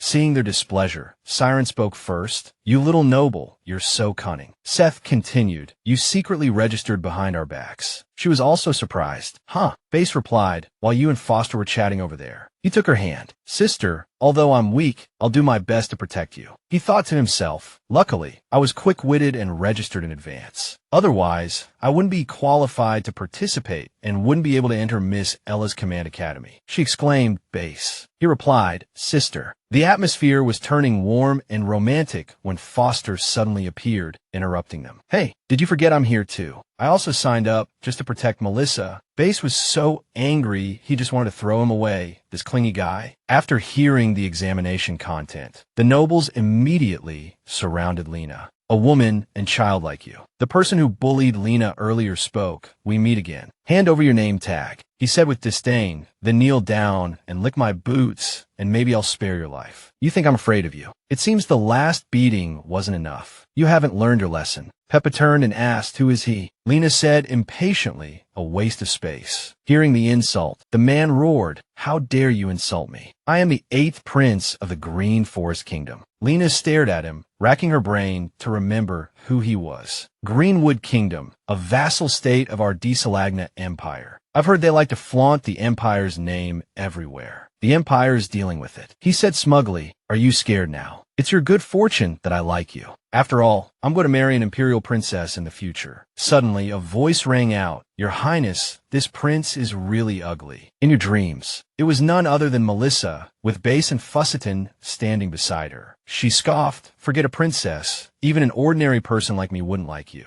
Melissa stepped in front of Lena, shielding her. Lena was taken aback. So it was her. Even with the help, Lena remained wary. Why is she helping me? Peppa looked at Fusseton and asked, Edwin, what are you doing here? I'm telling you, this woman is mine. I won't give her to you. Fusseton calmly replied, Don't worry, I won't fight you for her. Base stood to the side, astonished. What's going on? Shouldn't this be a showdown with Melissa? Why am I not happy at all? Because you're jealous. Huh? Melissa nudged Lena's shoulder with her elbow. Miss, she proposed, it looks like you're being targeted. Want to team up with me? She continued, We're both girls. We'll definitely get along better than with those stinky boys. All right, I'm also pretty good at fighting. Hee score. I was just looking for a chance to gain favor with the female lead, and this opportunity just fell into my lap. The beauty walked right into the trap herself. The nobles, upon seeing the beautiful girls, were as excited as dogs who had spotted a bone. Base glared at them warningly. Look again, and I'll gouge your eyes out. This immediately made the nobles restrain themselves. He turned to look at her, thinking seriously, Melissa, why are you so unaware of your own appearance, flirting with everyone? He cursed inwardly, truly infuriating. No one did anything,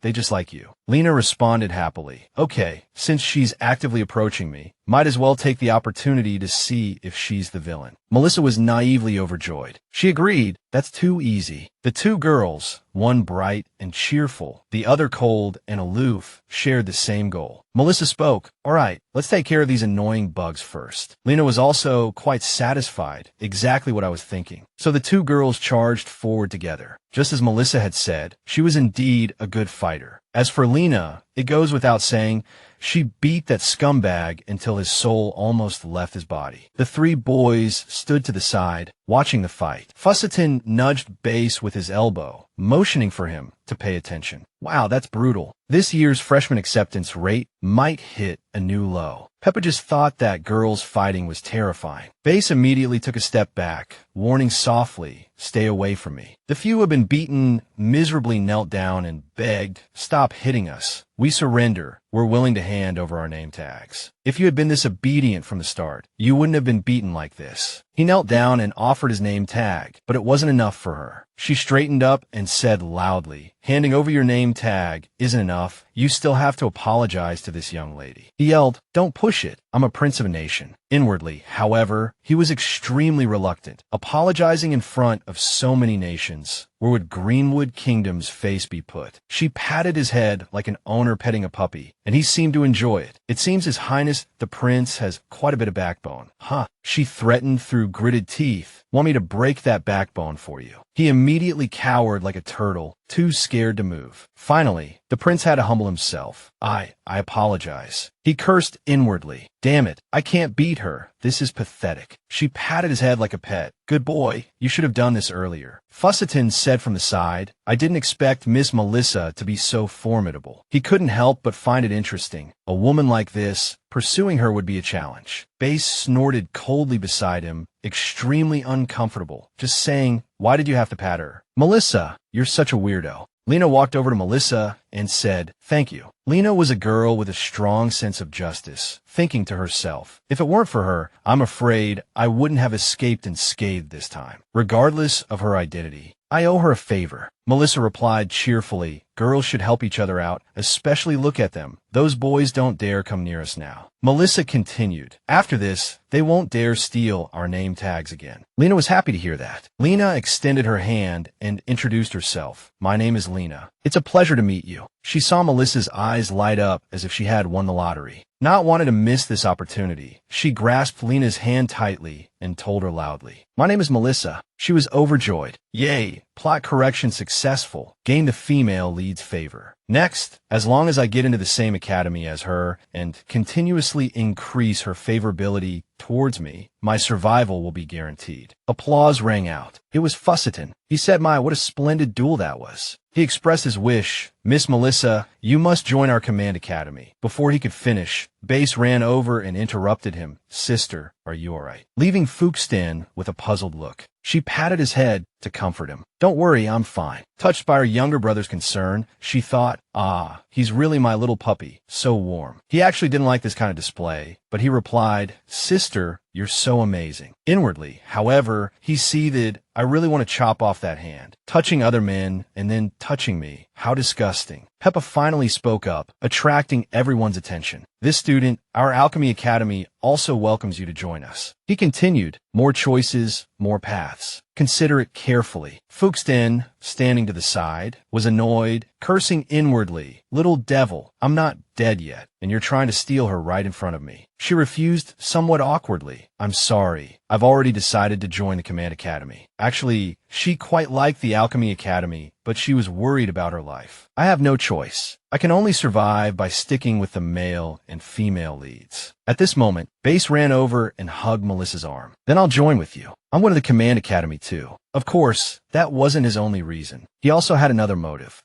I can't give this scheming guy any opportunity." Only then did she suddenly remember. "That's not right. I'm here to investigate the mastermind behind everything. How'd I get so caught up in pretending to be shy? Retribution will come sooner or later." She turned to Lena and said, "Miss Lena." She walked over with anticipation. "From now on, we'll be classmates in the same academy." She was very satisfied inwardly. The road to redemption is long, and it's good to have the female lead with me. Lena, however, poured cold water on her hopes. "I'm sorry, Miss Melissa, I've already joined the Alchemy Academy." Like a bolt from the blue, Melissa screamed, "What?" At this moment, teacher Ella finally stepped forward. "The final assessment of the Balit Military Academy is over." She continued with a dignity. Like a strict teacher, she explained, "The Balit Military Academy has multiple academies, including combat, alchemy, and command. Now you can choose the one you like." The students below cheered. "I want to join the Command Academy." "Me too." Fuchstan immediately jumped out to taunt, "Little devils, looks like you're going to lose again this year." Peppa was Vufuchi.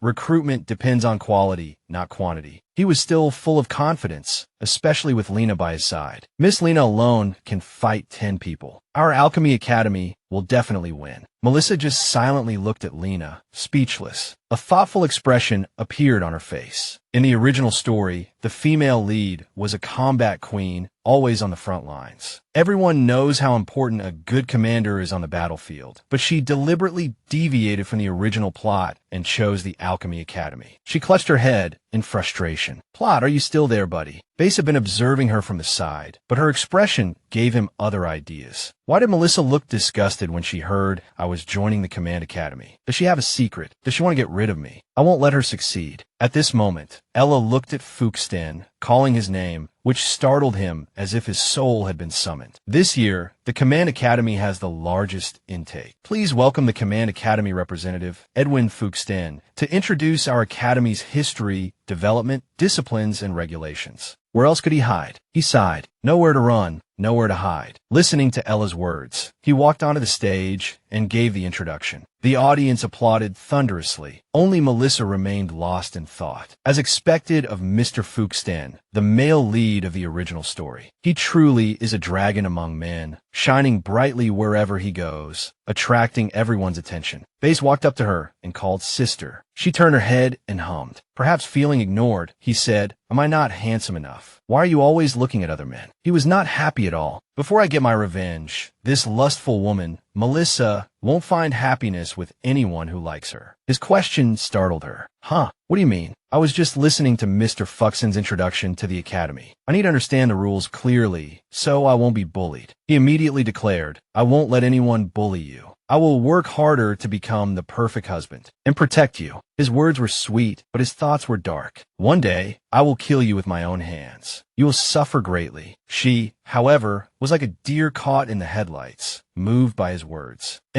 Changing the plot is indeed the wisest choice. If I followed the original story, Base's hatred for Melissa would have continued until the end. Who knows how many fatal consequences that would bring. Perhaps Fushiding's speech was almost over. Next, all the new students would move into the unified dormitories and begin 7 days of entrance training. Hearing this, she suddenly remembered something she almost forgot. Baylet's training wasn't actually that different from modern training. She started to plan her next steps in her mind. Right? I can use these 7 days to live with the female lead and cultivate our relationship. I can also take this opportunity to sort out my relationship with Base and set him up with the female lead, completely reversing the plot. Base walked over and said, Sister, I heard that family members can live together. Let's share a dorm. She immediately objected. No way. She patted his shoulder and said, Base, you're a boy. Boys should live with boys. He calmly replied, but I'm used to sleeping with you. I like holding you from behind every day and smelling your scent. Before he could finish, she covered his mouth. Okay,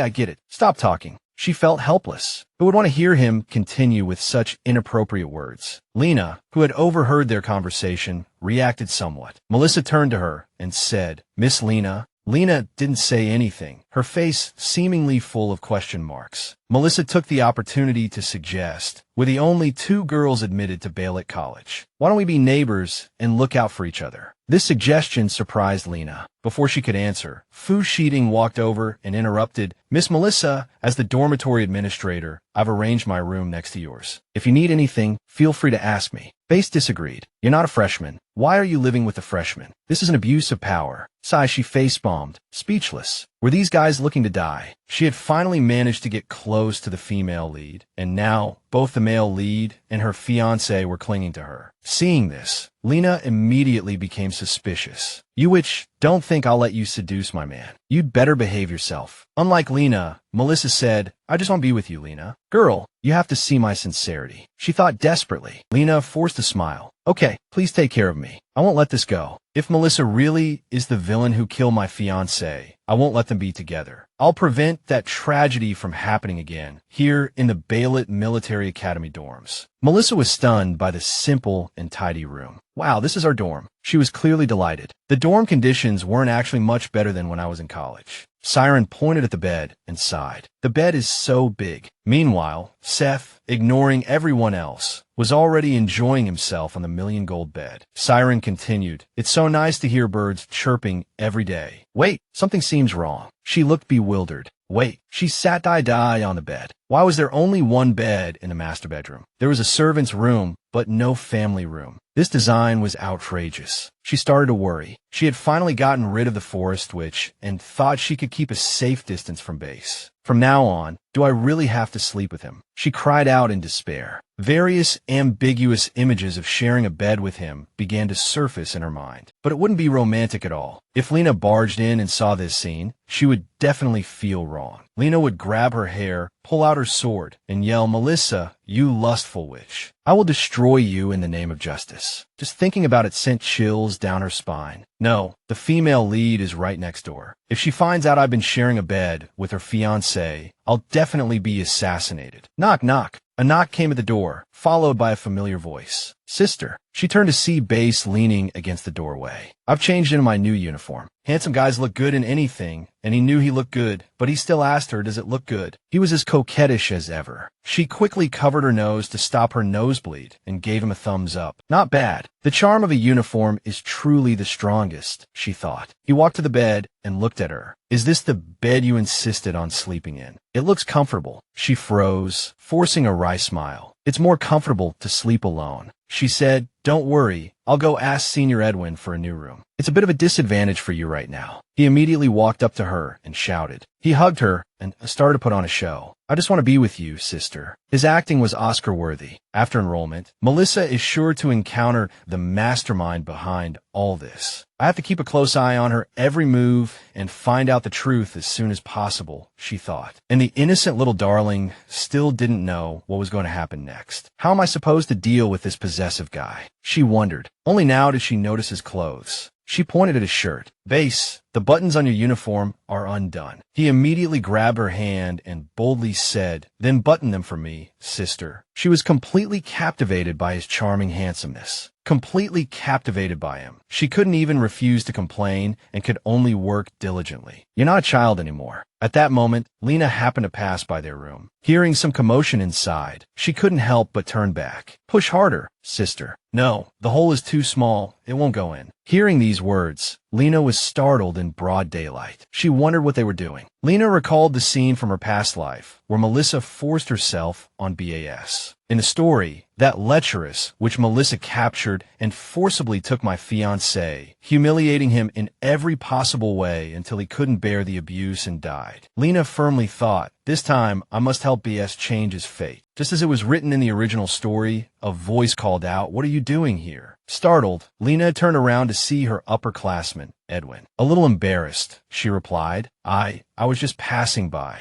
I heard a strange noise in the room, but I wasn't eavesdropping." Fuchsiden approached the door, wanting to hear if Lena was telling the truth, and blurted out, "No, I didn't hear anything." Lena refused to back down, insisting there was. "The noise was very loud just now. I'm not lying." Seeing Lena like this, Fuchsiden's heart skipped a beat. A beautiful woman was truly pleasing to the eye. Even when she was nervous, she was cute. Fuchsiden glanced at Lena and said, "Then let's knock and see." With that, he knocked on the door. Lena breathed a sigh of relief, thinking, that's great, but still hoping to stop Melissa from tormenting BS. It wasn't Melissa or Ba who opened the door, but Seth. He asked, "Are you looking for my master?" Fuchsiden replied, "It's nothing. We just heard a strange noise in the room. Is Miss Melissa here?" Hearing Fuchsiden's words, Seth let them in. Then, they heard a commotion in Melissa's room. Seth ran to open the door and shouted, "Master." The scene before them was Melissa grabbing BAS by the collar, seemingly about to do something. Seeing this, Lena was shocked and cried out in alarm, "Miss Melissa." Melissa was equally startled by the sudden intrusion. Here we go again, she thought, knowing what they were thinking. She could only point at Ba and say, "If I said I was sewing a button on for him, would you believe me?" An awkward silence hung in the air until Lena finally broke it. "Ahem, Melissa, dear classmate," Lena said seriously, "I don't think it's appropriate for a boy and a girl to share a room. Why don't you let BAS stay in my room, and I'll move in with you. That way I can keep an eye on things. And if you do anything to Ba, I can stop you in time. Isn't that clever?" At this moment, BAS grabbed Melissa's hand and said, "I object." He pulled Melissa closer and continued, I have severe insomnia. I can't sleep without my sister. His attitude was firm. He thought, no one can ruin my plan and take Melissa away from me. Melissa immediately protested. Be good, listen to your sister. I'll lull you to sleep every night and then go back to my own room. Okay. She wouldn't miss the chance to cultivate feelings with the female lead. Seeing their argument, Fuchsiden finally interjected. I'm afraid that's not possible. He looked at Melissa and the other two and explained, according to the rules of the Ballet Military Academy, dormitory assignments cannot be changed once they've been made. Hearing this, Lena and Melissa exclaimed in unison, What? Why? Fuchsiden was startled by their reaction. Melissa racked her brains. Can't they just give Ba another room? Boys and girls are different after all. It's inconvenient to live together. She thought to herself, even if I can't live with the female lead, I need to stay far away from my BAS. Fuchsiden continued, but when you were drunk, BAS said you already slept together at home, so I arranged it this way. Hearing this, Melissa exclaimed in shock. What? She turned to question BAS. You told him that. BAS replied innocently, Sister, I just told the truth. Melissa felt as if she had been struck by lightning, the sky falling. She thought, will the female lead think that my fiancé and I are no longer innocent? Fuchsiden scratched his head. All the dormitories are full now. There won't be any vacancies until after the training. So we'll talk about it after the training. BAS cursed inwardly. Damn it. If the room changes after the training, I won't be able to keep an eye on Melissa. I have to find a way to keep her from ditching me. The next day in class, a voice came from the podium. Alchemists are divided into 4 levels. The speaker was Professor Hailsham, who seemed to have brought a new assistant. He began his lecture, Apprentice Alchemist, Intermediate Alchemist, Advanced Alchemist, and Peak Alchemist. The raven beside him kept flapping its wings and cawing noisily, but the professor continued to explain earnestly. A skilled alchemist can also play an important role in battle. He continued, explaining that high-ranking alchemists and above possess the ability to transform decay into societal power, and the weapons they forged could change shape at will. Meanwhile, Melissa, like the other students, began to yawn, finding the lecture dull. Ugh, this original plot is so boring. I can practically recite it backward. The professor continued his lecture, this time with a practical demonstration. He made the raven beside him fly, explaining as he demonstrated. Alchemy and magic both have long histories. Witches require spells and rituals to activate magic, while alchemists can manipulate all things with just understanding and will. As he spoke, the black raven transformed into a sword. The professor held the sword, and the students cheered excitedly. Wow, so cool. Alchemy is amazing. Melissa, however, was fast asleep, completely oblivious to the cheers of her classmates. Both Fussitin and Bastian looked at Melissa, wondering how she could sleep so soundly. Bastian clenched his fists, somewhat annoyed. This useless Melissa, she's good for nothing but seducing men. In contrast, Fussitin's gaze towards Melissa held 3 parts exasperation and 7 parts infatuation. A beauty is truly different. Even sleeping, she's captivating. The sound of scribbling filled the classroom. Lena focused on her studies, diligently taking notes. Good student, good girl, good role model. She thought, in my past life, I only learned how to be a top commander. Now, this is a brand new opportunity. I must master this mysterious alchemy. Professor Hailsham turned and pointed to Peppa. The highest level of alchemy is to change one's own form. Now, please welcome Alchemy Academy assistant Peppa to demonstrate. Peppa walked forward, holding her bear. Just as she stepped onto the platform, she transformed into her adult form. Melissa happened to wake up just as Peppa grew up. She rubbed her eyes and looked up at the platform. Seeing the scene before her, she instantly woke up, her eyes widening. Oh my God, there's a super handsome guy right in front of me. Peppa then introduced himself. Hello everyone, this is my true form. My name is Peppa Lime. Melissa was incredibly surprised to see Peppa like this. Lena was so shocked her jaw dropped, staring blankly. Melissa couldn't believe her eyes. Isn't this the first guy who liked the heroine when she first entered the Ballet Military Academy in the original story? What does this guy eat to grow up so handsome? His aura is so strong and confident. Staring at Peppa, Melissa suddenly remembered that he disappeared after the first chapter in the original story. No wonder she didn't have a strong impression of him. She recalled the original plot. The training camp's first test was for the freshmen to form pairs and go to Qinggang Mountain to search for metallurgical materials, which were usually natural elements. Lena and Peppa became teammates and got lost in a rainstorm. They could only temporarily take shelter in a cave and wait for rescue. The original scene played out in her mind. Peppa got injured. Lena saved him and brought him into the temporary cave to avoid the rain. Peppa developed a fever from the rain, and Lena took care of him throughout, causing this arrogant boy to gradually fall for her. Unfortunately, life is tough. Before this affection could be expressed, Peppa died from his illness and became a very unwilling ghost. Melissa kept staring at Peppa, who maintained the same posture. Logically, Peppa is Lena's fan. If he dies, I'll have one less rival in love. Resting her chin on her hand, she thought with some boredom, but from a humanitarian perspective,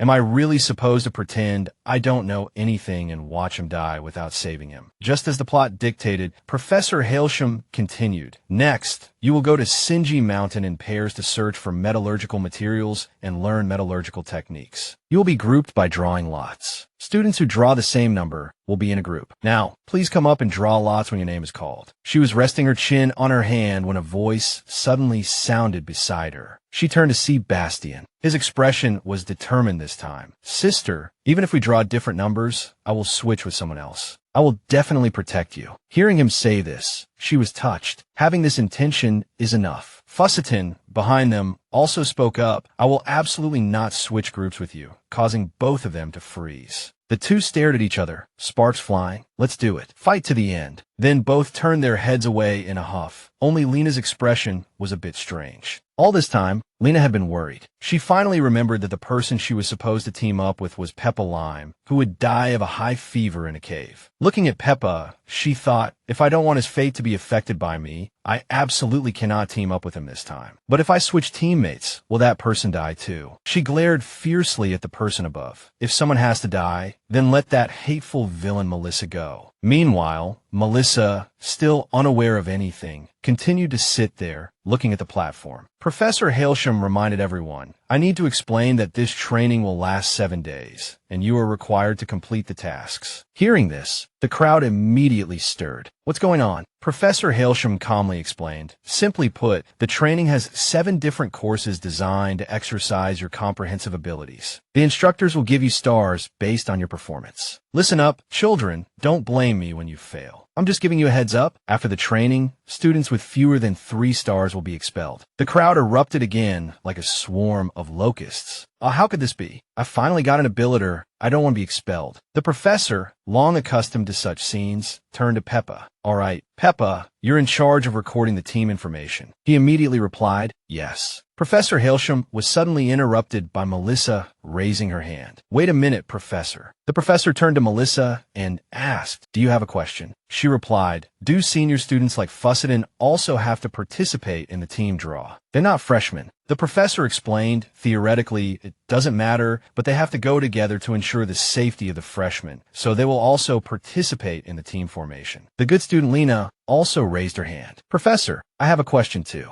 She then asked, Senior Peppa is already from the Alchemy Academy. Wouldn't it be very easy for the people in his group to get the items? This is unfair to the other freshmen. She seriously made the suggestion, thinking to herself, while Melissa is asking questions, I could try to prevent Peppa from forming a team and change the plot. This girl is interesting. Hailsham looked at Lena and said, tell me about it. She stood up and voiced her opinion, attracting Melissa's attention. We can have Senior Peppa and Senior Fusseton each lead a group of freshmen, she continued. Those who have already formed teams can choose to join one of them, like A with Peppa and B with Fusseton. They're both super handsome. Melissa also liked Lena's proposal and smiled happily. Great, this way I don't have to worry about some cannon fodder guy teaming up with the female lead and then dying. To change the plot, this girl is quite interesting, Hailsham said, looking at Lena. Tell me about it. Lena stood up and shared her thoughts, catching Melissa's attention. We could have Senior Peppa and Senior Foster lead us newbies. She continued, suggesting that those already in teams could choose to join either of them, like Group A, with Peppa and groupie with Foster, since they were both super handsome. Melissa also liked Lena's suggestion, laughing happily. That's great. That way I won't have to worry about some cannon fodder guy teaming up with the female lead and ending up tragically dead. BAS, on their side, had been completely forgotten. Seeing Melissa's expression, he started to scheme. This won't do. If I accidentally end up as Melissa's enemy, our side will get fewer stars, and our chances of being eliminated will be even higher. Thinking this, BS immediately spoke up. Teacher, I have an idea too. We can't just sit here and wait for death. He thought. Professor Hailsham was very satisfied with the first class being so proactive and said, I'm glad you're also actively participating on your first day of practical training. Go ahead.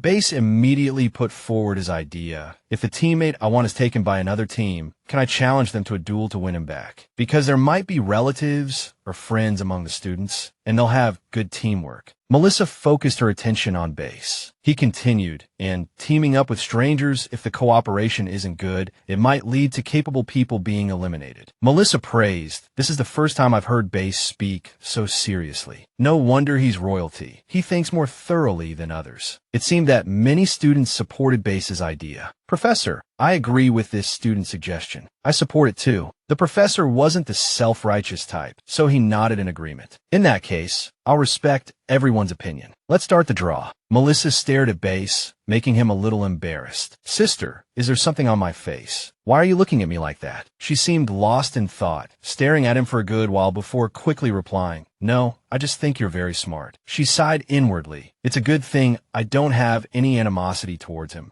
Otherwise, I wouldn't know how I die later. Peppa held the lottery box and called out names one by one. Karl Franz. The students lined up to draw lots in turn. He looked at the list and read, Luther Guilt. Next up was Melissa. She clasped her hands together and prayed, Universe, bless me. The critical moment to test my luck has arrived. I must draw the female lead. Peppa saw Melissa and called out, Your turn. She looked at him and thought, This kid is really handsome. It's a good thing the team rules changed. Otherwise, he would have been eliminated in the first training session. Seeing Melissa staring at him, Peppa softly reminded her, You're drawing lots, not my face, Melissa. She hurriedly said, Sorry, my apologies. With a spell, the draw begins. She shouted, Wow, number 6. Lucky number. She immediately turned around to look for her partner. Who else drew the same number as me? Fusseton walked over, startling Melissa. Miss Melissa, whoever you draw, I welcome you to join my team. She simply replied, Thanks for the invitation, upperclassman, but inwardly, she was frantically complaining, Ugh, no way. I don't want to lead him and those losers to victory. I only want to team up with the girls. Melissa's inner Conan was recalling the original story. There is absolutely nothing related to Melissa in the original manga. Who will I end up with? Focused on finding her teammates, she didn't notice someone clutching their drawn lot behind her. It was none other than the handsome Base. Watching Melissa, he was determined to be in the same group as her, secretly vowing, no matter who Melissa draws, I won't let her miss this chance to be with me. Ever since she arrived at Mount Taiji, she's probably been plotting something with her mother. I have to figure out her every move. Suddenly, a voice rang out. What a coincidence, I'm number 6 too. Both Melissa and Base were startled and quickly turned to see who it was. Lena held up her number 6 slip, happily saying, I'm in the same group as Miss Melissa. Inwardly, she thought, I can't believe I'm in the same group as her. She helped me before. If she really dies on the mountain in Peppa's place, I'll feel guilty for the rest of my life. It seemed the gods had heard Melissa's prayers. Excitedly, she shook Lena's hand. That's great, Lena. We're teammates. In the distance, Base was fuming, opening his own slip to see what number he had drawn. His attention was entirely focused on the number. He shouted, Wait, I'm number 6 too. Really, anything can happen. Base's words once again attracted everyone's attention. Fusatin walked over, patted his shoulder, and explained, I understand you want to be in the same group as Miss Melissa, but it's impossible to draw 3 identical numbers. Base then revealed the number he had just drawn. Look closely, this really is number 6. The students began whispering again, Wow, it really is. What's going on? Are all our lots the same? Melissa walked over and grabbed Base's hand, reminding him, Base, be good. Stop messing around. You're mistaken. Turn it over and look. She put a hand to her forehead in exasperation. I really don't understand the situation. You drew number 9. Base, looking bewildered, flipped the slip over, and it was indeed a 9. Really? Melissa was exasperated. Please don't interfere with my bonding time with the female lead. Base, of course, refused to accept it, pointing at Lena and shouting, "Teacher, this isn't fair." Turn Lena's slip over, it's a 9 too. At that moment, a voice called out, "Everyone quiet." Teacher Hailsham walked over and said, "In that case, the 3 of you will take a compatibility test." The teacher turned to Melissa and said, "Miss Melissa, please set the questions. Best 2 out of 3. Whoever's answer is closest to yours will be in your group." The teacher's words surprised her, and she asked Teacher Hailsham again. "A compatibility test." Fusiton interjected, "Wow, I like this idea." Of course, he was still thinking, this is a good opportunity to get to know the beauty. Base walked over and grabbed Melissa's hand as if going into battle. "Sister, I will definitely win for you." He thought confidently. "I've been with Melissa for 2 lifetimes, day and night." His confidence peaked. "In this life, no one understands a forest witch better than I do. She definitely won't escape my grasp." Lena was also super confident. I've already unlocked the plot. No one understands Melissa the witch better than me. This is a sure win." Hailsham said, "All right, Melissa, it's your turn to set the question." She thought to herself, "Can I ask anything? It's actually quite difficult to come up with a question, but if it's about compatibility, I'm pretty good. No matter who wins between these 2, I'll offend the other. If I want to remain neutral, it seems I'll have to eliminate them both." Hailsham, hearing her words, responded, "That's right, any question. If their answers are different from yours, it means you're not compatible enough." Fusiton waited leisurely on the sidelines, ready to watch the show. Her eyes lit up. She had a question in mind. "All right, my first question is, what wakes up earlier than a rooster, sleeps later than a dog, eats more than a pig, and works harder than a donkey?" This question stumped both of them. It was like a newbie challenging a master. They had initially felt confident, but now they were all dumbfounded, inwardly shouting, "What kind of question is this?" They were both bewildered, thinking, "I've lived 2 lifetimes. How have I never heard of such an animal? It's not in the plot either. Did I remember wrong?" The whole class was also discussing, "What is that? So strange." Hailsham had to step in to maintain order. "All right, class, quiet." Peppa turned to ask Fusiton, "Have you ever heard of such a thing?" Fusiton's expression was strange, his eyes complex, as he stammered inwardly, She.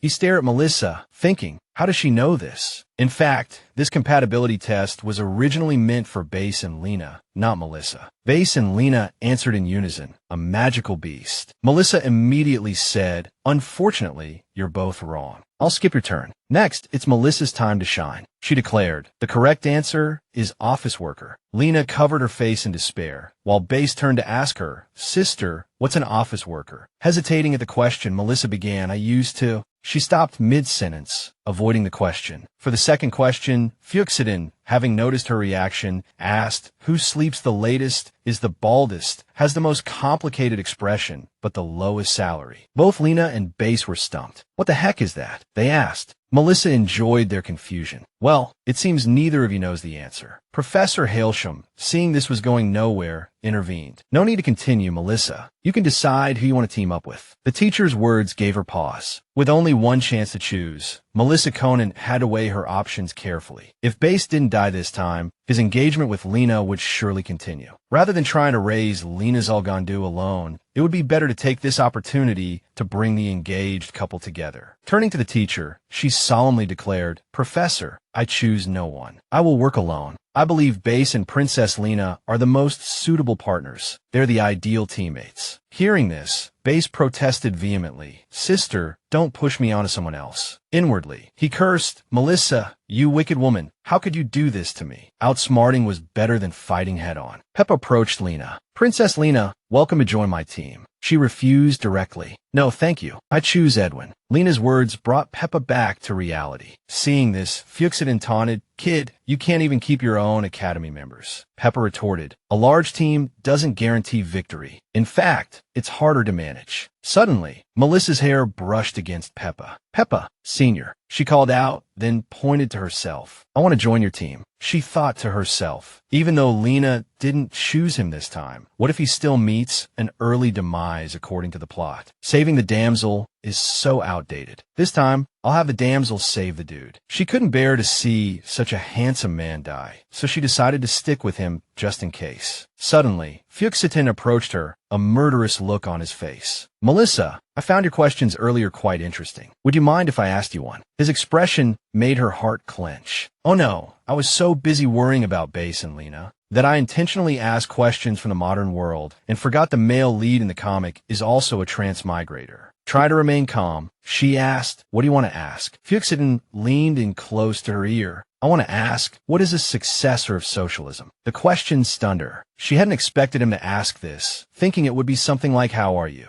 The truth was singular, and she had already been exposed. She wailed inwardly, I'm really exposed. Villains always die from talking too much. This is absolutely the truth. Recalling the original plot, she knew lying and arguing were useless. Although Edwin and I are both transmigrators, we are fundamentally different. I truly transmigrated, while Edwin is just a character created by the comic author. A thought struck her. If I don't reveal the truth and use this identity to please Edwin, I might be able to survive. Thinking about bringing Base and Lena together, she continued her train of thought. As long as I help Lena and her fiancé Base fulfill their engagement, not only will I not die, but I might even reach the peak of life with Edwin. She confidently answered Fuchsiden. That's right, I am. Fuchsiden opened his arms as if waiting for a hug and shouted, come here, fellow countrymen. She ran and hugged him, and the two embraced and cried, fellow countrymen, fellow countrymen. A slender hand suddenly reached out. Base grabbed Melissa by the collar, saying impatiently, sister, this is class time. Base looked at Melissa with disgust. Even flirting should be done at the right time and place. She truly had no sense of shame. Base pointed at Fuchsiden and said to the teacher, Professor, he openly harassed a female student in front of the whole class. Does such a person deserve to be a team leader? Fuchsiden raised an eyebrow, momentarily speechless, then immediately retorted, hey, that's a false accusation. Song Jiali tried to explain, I was just so excited to discover that Miss Melissa and I are from the same hometown. Melissa chimed in, Base, you misunderstood, Edwin. I'm not stupid, just a little slow. Base retorted, don't try to fool me. How could you possibly be from the same hometown? Base thought about his past life. Melissa came from the Witch Forest, a place no one could reach. He was still puzzled. Why would she help Edwin hide? Could she really have fallen for him? Lena also watched them from the side, recalling the story where Edwin came from a poor background. She glanced at the two fools still talking about being fellow countrymen. Lena remembered that it was Headmaster Belit who discovered Edwin's talent while studying abroad and brought him to the military academy. Why would he lie and say he and that beautiful witch Melissa were from the same hometown? A sense of foreboding washed over Base. Could it be? He recalled the first time Melissa appeared on the island. The first person to speak to her was Edwin. Now they were covering for each other. Could they have been connected all along? From Base's perspective, Fuchsiden had just been blacklisted. Could his death in the past life be related to this guy? That ruthless Melissa was like a venomous snake. Base's mind raced, but these thoughts seemed as absurd as old Maury's theories. Perhaps he was the one manipulating Melissa.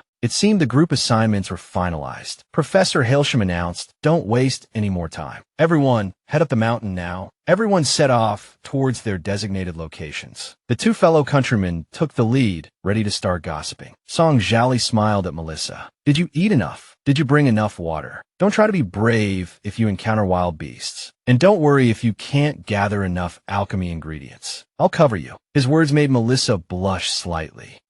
You're so good to me, senior, she replied. Even though there are so many cute junior girls, there's only one of you. I can't lose you. Song Jiali said to Peppa behind him, Kid, take good care of her. Peppa snorted. She's on my team. I don't need your reminder. Go away. Don't be a nuisance. Song Jiali waved his hand and walked away, a little dejected. Melissa, take care of yourself. Behind him was Base, his face filled with murderous intent. Base slammed his fist into a tree, muttering under his breath, jealous since this morning. I need to find something to vent on. These two are shameless. Do they look down on me? That vixen Melissa, she can't control herself around men. The most frustrating thing was being angry, but unable to do anything. Lena stood nearby, watching this clown lose his mind. She had certainly noticed their behavior. Not only was Edwin head over heels for Melissa, but even her fiancé, Base, was jealous because of her. This was completely different from the plot when she woke up. What went wrong? Perhaps it was wrong from the very beginning. At the back of the mountain, Melissa stood like a team leader. It might storm soon, she said. Everyone, hurry up and gather the ingredients and go down the mountain. But this leader was a bit of a misnomer. No one paid her any attention. Everyone was busy looking for alchemy ingredients. Peppa couldn't help but taunt her. Do you think her prophet? The weather is so clear. How could it possibly storm? Peppa petted the bear beside him as he spoke. As the team leader, I have to remind you, even though you're the only one on your team,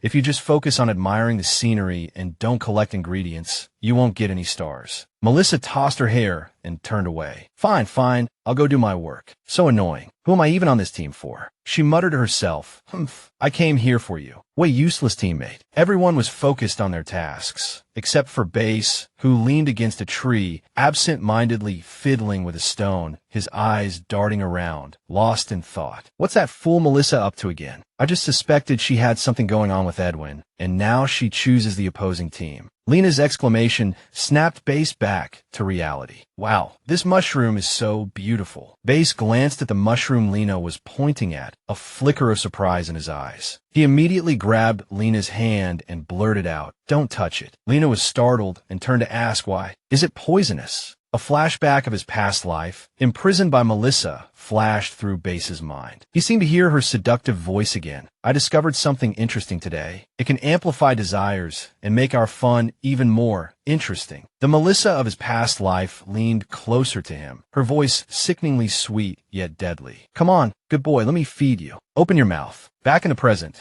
Base crushed the mushroom under his foot and said in a low voice, Trust me, this thing is no good. Don't touch this kind of mushroom again. He warned, the more beautiful the mushroom, the more poisonous it is. Seeing Base's serious expression, Lena nodded. Okay, I understand. Suddenly, a boom of thunder and lightning split the sky, scattering flocks of birds, startling everyone. Thunder under a clear sky. How terrifying. This is the first time I've seen something like this, one student exclaimed, another echoing the sentiment. Lena had already noticed the extreme weather change. Just like in the original plot, it's about to rain heavily. Lena ran to find Fuchsiden, Senior. Everyone has packed up their things. The weather has become very strange, like it's gonna rain. I think we should go down the mountain now to ensure everyone's safety. Fuchsiden nodded in agreement after hearing her words. She's right. Victory is important, but everyone's safety is more important. Fuchsiden immediately shouted, Everyone, head down the mountain. Lena thought to herself, we're all set on this side. I wonder how Melissa and Peppa are doing. Birds frantically flew back to their nests. Base finally spoke up. You guys go ahead. I haven't found the materials I'm looking for yet. Hearing this, Fuchsiden tried to stop him. No, I'm a team leader. Listen to me. Base ignored him and rushed out. I'll be back when I find what I'm looking for. Lena tried to stop him, but he was too fast. She could only shout his name from behind. Base. Thoughts churned in Base's mind. Looking at the unreliable Captain Melissa, he couldn't help but wonder how she was doing. Was she in trouble? In this situation, I can still deceive myself and say that I'm not worried about her safety. I'm just worried that if she gets injured and dies, I'll be affected by the soul mark, and then I won't be able to continue investigating the truth. Half a day later, the students were still sheltering from the rain, and many began to complain, what heavy rain. It's pouring so hard in the mountains, we can't see anything. It's a good thing the captain was wise enough to have us descend the mountain early. Base, also trapped by the heavy rain, cursed inwardly. Damn it, I can't even open my eyes. This isn't normal rain at all. Suddenly, he saw several people running towards him, shouting, Melissa, but Melissa wasn't there. A group of students ran up and asked, Did Teacher Hailsham send you to pick us up? The rain is too heavy. We're completely lost. He ignored them, grabbed one person's shoulder, and asked nervously, Where's Melissa? The student replied, The captain went to find a path, and Melissa went with him, but they haven't come back yet. These words startled Base. His face filled with worry. Rumble. The rain poured down even harder. Birds scattered in all directions, seeking shelter. On the other side of the bridge, Melissa was helping Peppa toward the cave, encouraging him. Hang in there, Senior Peppa. Almost there, Melissa said, struggling to support the clearly unwell Peppa. The cave is just ahead. Let's go there to take shelter from the rain. Although exhausted, Peppa still tried to act tough, weakly saying, I can walk by myself. You don't have to help me. Melissa immediately interrupted him. You're in this state. Don't try to act tough with me. Don't talk nonsense. You have a high fever. If I let go, you'll collapse right here. Peppa wanted to say something more, but he was too weak and only coughed twice. Cough, cough. Ignoring his protests, she moved closer. He blushed and shouted, what are you doing? Melissa ignored him, thinking to herself, it's strange his body temperature is getting higher and higher. In modern times, it would definitely be over 40 degrees Celsius. No wonder he died so quickly in the original story. Peppa immediately pushed her away. You woman, are you trying to take advantage of me while I'm sick? Wrongfully accused, she retorted, what are you talking about? My hands are full right now, so I can only use my face to check your temperature. Don't get any ideas. She muttered to herself, although he is indeed handsome, I'm not that easy. She entered the cave and let out a long sigh of relief. Phew, I can finally rest for a bit. Peppa immediately pushed her away. Let go of me. Stay away from me. A thoughtful expression flashed across his face. This is the first time I've had physical contact with a girl. A girl's body isn't as firm as a boy's, and there's a faint fragrance. He thought about his situation and compared himself to fusseting, finding it a world of difference. I'm the principal's son, the academy's top genius, yet the girls never looked at me. They were all mesmerized by that bastard Edwin. Even my dad thinks I'm not as good as Senior Edwin. Senior Peppa, Melissa called out, startling him. He looked up. She pointed at something. We're so lucky. There's a lot of dry firewood here. You rest first. I'll go start a fire. Saying this, she began to gather firewood, and he just stood there watching her. Watching her movements, he couldn't help but think. Anyone with eyes can see that Edwin is very interested in Melissa now, and Melissa doesn't dislike him. But why did she separate from him? Why did she leave Edwin and choose me? I'm not that bad sometimes, right? Peppa thought to himself, could she like me? At this moment, Melissa shouted happily. All right. It turned out she had gathered the firewood to build a fire for warmth. Looking at the firewood, she prepared to cast a spell. It's so cold. Let's warm up by the fire. Peppa spoke up from behind. Don't you have anything to light the fire with? Hearing this, she panicked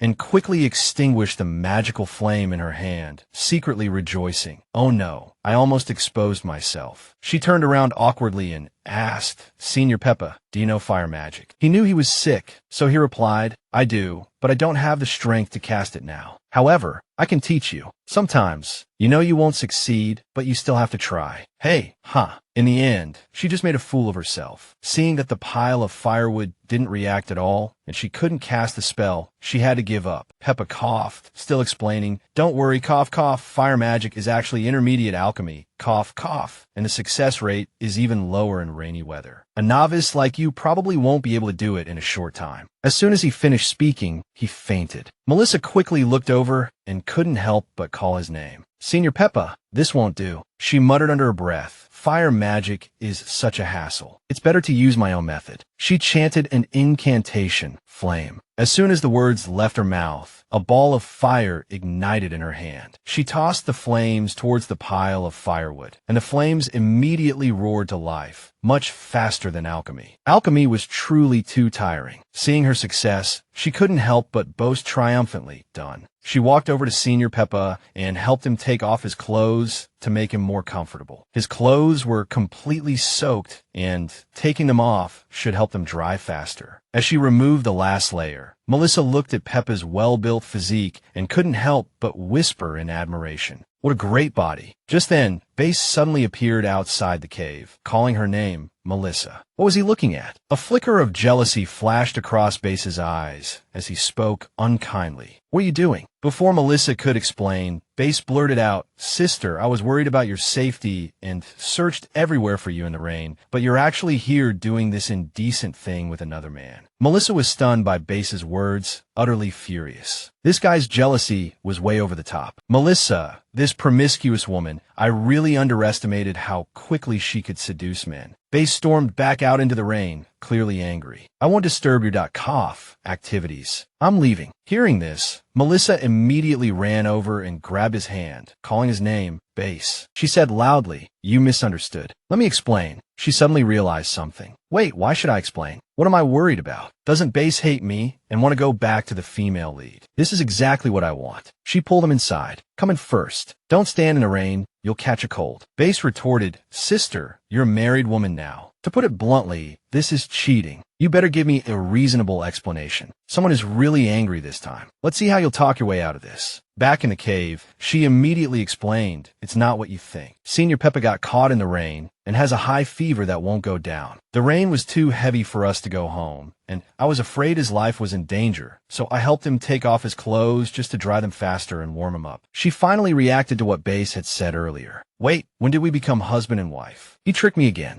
Base gradually started to believe her. Melissa probably wasn't lying. The guy really did look like he was on his last legs. Realizing he might have misunderstood, Base immediately confessed, "Sister, I shouldn't have doubted you, but I just get jealous when you touch other men. Let me help you." She replied, "All right." She agreed verbally, but denied it in her heart. "I'm not jealous. I just don't want her to harm anyone else." Base went over to check on Peppa's condition, and Melissa kept watching, not relaxing for a moment. Just as Base was about to do something, he suddenly turned to Melissa and shouted, "Turn around. Don't peek." Melissa obediently agreed. Okay, why was she so obedient? Who was really in charge here? Base stared, a look of inquiry gradually entering his eyes. Looking at Peppa, Base thought, who said clothes have to be completely taken off to be dried? I suspect Melissa just wanted to get a better look at his body. He sulked, thinking, when I grow up, I'll have an even better body than him. Then he stretched out his hand and cast a spell. Magic enveloped Peppa, drying his clothes. After he finished, he said to Melissa, "All right, sister, you can look now." Hearing this, she slowly removed her hands from her eyes. Surprised to find Peppa's clothes already dry, she asked, how are his clothes still on him?" She realized what happened and went over to ask, "Wait, how did his clothes get dry? What did you do to him?" He immediately explained, "It rains a lot where we're from. This is just a quick way to dry clothes. Don't worry, just think of it as a miracle." She suddenly looked up at Base, one hand touching his face, and softly said, "Silly." She continued, "If you can dry Peppa's clothes, then quickly dry mine too. Wearing wet clothes will make me sick." Her actions and words made him blush, but he still pretended to be calm as he held Melissa's hand and said, "But I've used up all my magic, sister. I'm not good at this kind of thing." As soon as he finished speaking, he sneezed. It seemed even the military academy produced students who were masters of acting. He pulled her closer, continuing to feign weakness. "Sister, I'm so cold, and my head is dizzy. Help me take off my wet clothes and dry them inside." He thought to himself, this Melissa, such a lustful woman, has been thinking about my body for a long time. She definitely won't refuse. She hesitantly replied, "Well, all right." She wasn't really thinking too much about it. Although she didn't know what Base would do. Seeing him like this, he must be very tired. Naive Melissa simply thought that he had been in the rain for so long. He must have caught a chill and needed to be taken care of quickly. As she spoke, she took off his jacket, her cheeks flushing slightly. The body before her, who wouldn't want to take a few extra glances, let alone Melissa. She muttered to herself, "It's just taking off clothes. Why does my heart beat twice as fast when I'm facing Base?" He took Melissa's hand and placed it on his chest. "Sister, am I too thin? Do you prefer Peppa's physique?" She immediately shook her head in denial. No, you two are completely different types." But no matter who it was, she couldn't deny, "I like both." Base leaned closer to Melissa and began to question her. "What exactly is your relationship with Ed? Why did you lie in class?" He thought to himself, full male charm activated. I must take advantage of this opportunity to get the truth out while Melissa is captivated by my beauty. She was stunned by his question. She quickly pulled her robe around herself and hurriedly explained, "Ed has helped us a lot before. I couldn't let him lose face." Base immediately grabbed Melissa's hand and pressed her further. Then,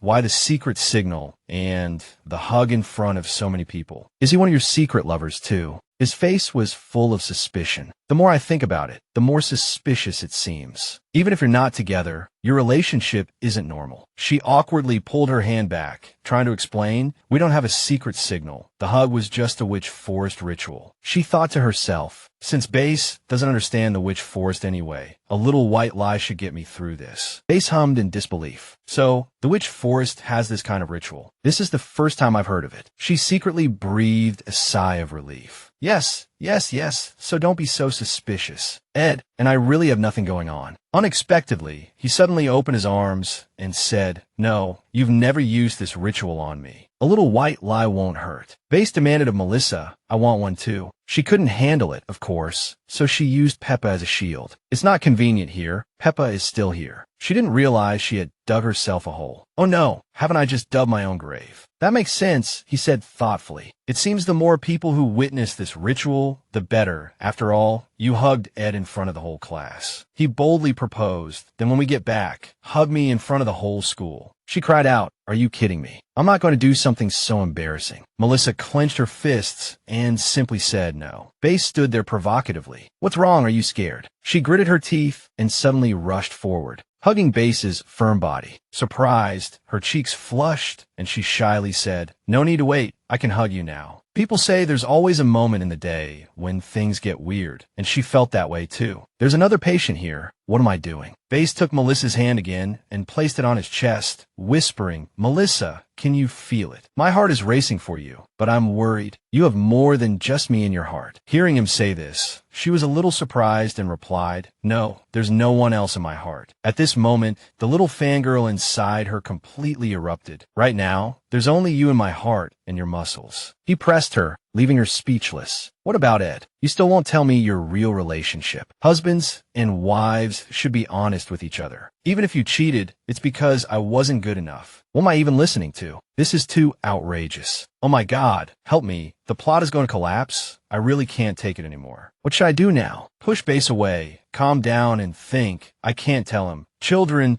the world you live in is actually just a comic, and I'm not the original witch. Melissa isn't either." After talking for so long, he still didn't understand, and she had to continue explaining, "Ahem, Bass, you're too suspicious. Ed and I are just ordinary classmates. If you keep this up, I'm going to get angry." Playing hard to get, she thought, "I wonder if this trick will work on him." He thought to himself, "It seems I still need to use my brain. This stupid woman isn't taking the bait at the crucial moment. It seems I'm not being assertive enough." Bass's thick skin, round two. "Okay, I won't be jealous anymore. Kiss me to comfort me, okay?" She refused directly. "No." He ignored her refusal and slowly lifted her chin, placing a sweet kiss on her lips, tasting of a whole jar of vinegar. It seemed he was starting to become mischievous. "I won't give up. I'll conquer your heart step by step and find all the answers I want." She was completely stunned by his forced kiss and immediately pushed him away. No, what if Peppa wakes up and sees us?" She said that, but her heart was racing. "Oh my God, my heart is beating so fast. Is this the second time Bass and I have kissed? And this time I wasn't forced, but my heart is still beating so fast. It's so strange." This action made him unhappy. "Sister, do you hate me touching you this much? Then why did you fight me for the role of husband? If it weren't for you, I might already be married to the princess and even have children. You must be enjoying this, right?" She couldn't argue because he was right. "He's right. I can't deny it." She gripped his hand tightly and said, "I don't hate you," she explained earnestly. "I just understand now that forcing a marriage was a mistake. I don't want you bound to me. I want to give you your freedom, to let you find someone you truly love." She felt confident in her acting.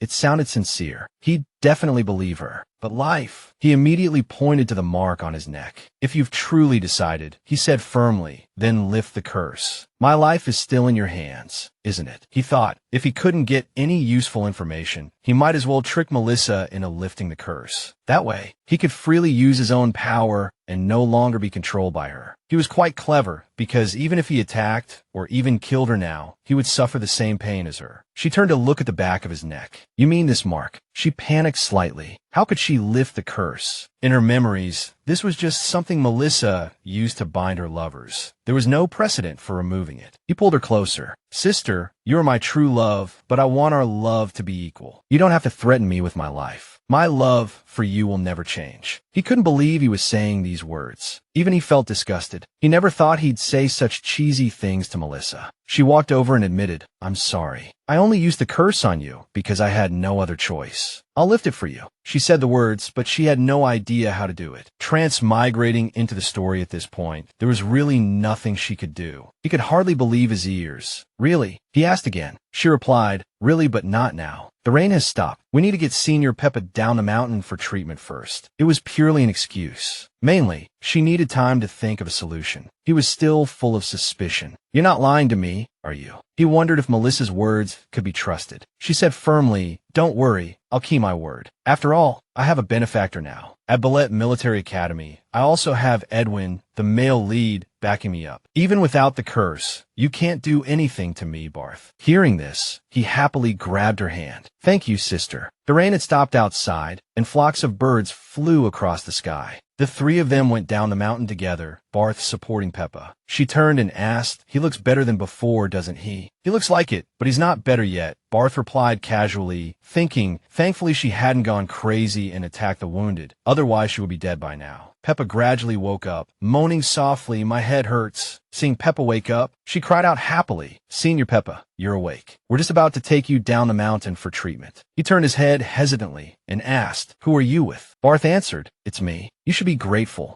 If it weren't for me, you'd be a corpse by now." Peppa glanced at him. "You're not on our team." Barth replied nonchalantly, "That's right. I came to find Melissa." Barth looked at Peppa, "And I saved you from that foxy witch. You should thank me." Peppa immediately pushed him away. "I don't need help from the enemy." He was so stubborn, even when he was dying. Melissa ran over to support him. "Senior Peppa, I don't have much strength. With Barth's help, we can get down the mountain faster. I worked so hard to save you. Don't be so stubborn." Peppa turned and asked, "Are you worried about me?" She really wanted to knock some sense into him. She replied, "Of course. I changed fate for you, broke the original plot. If you die, what was all my effort for?" He didn't refuse, just said softly, "Okay, I'll listen to you." Melissa turned to the jealous Barth. "Hurry up, Barth." He replied grumpily, "Fine. Sister." Barth crossed his arms and cursed under his breath. "Damn, this woman really is using me as a pack mule." The way Peppa looks at Melissa is definitely not right. In the end, he still can't escape Melissa's clutches. This woman is really promiscuous. His pace quickened.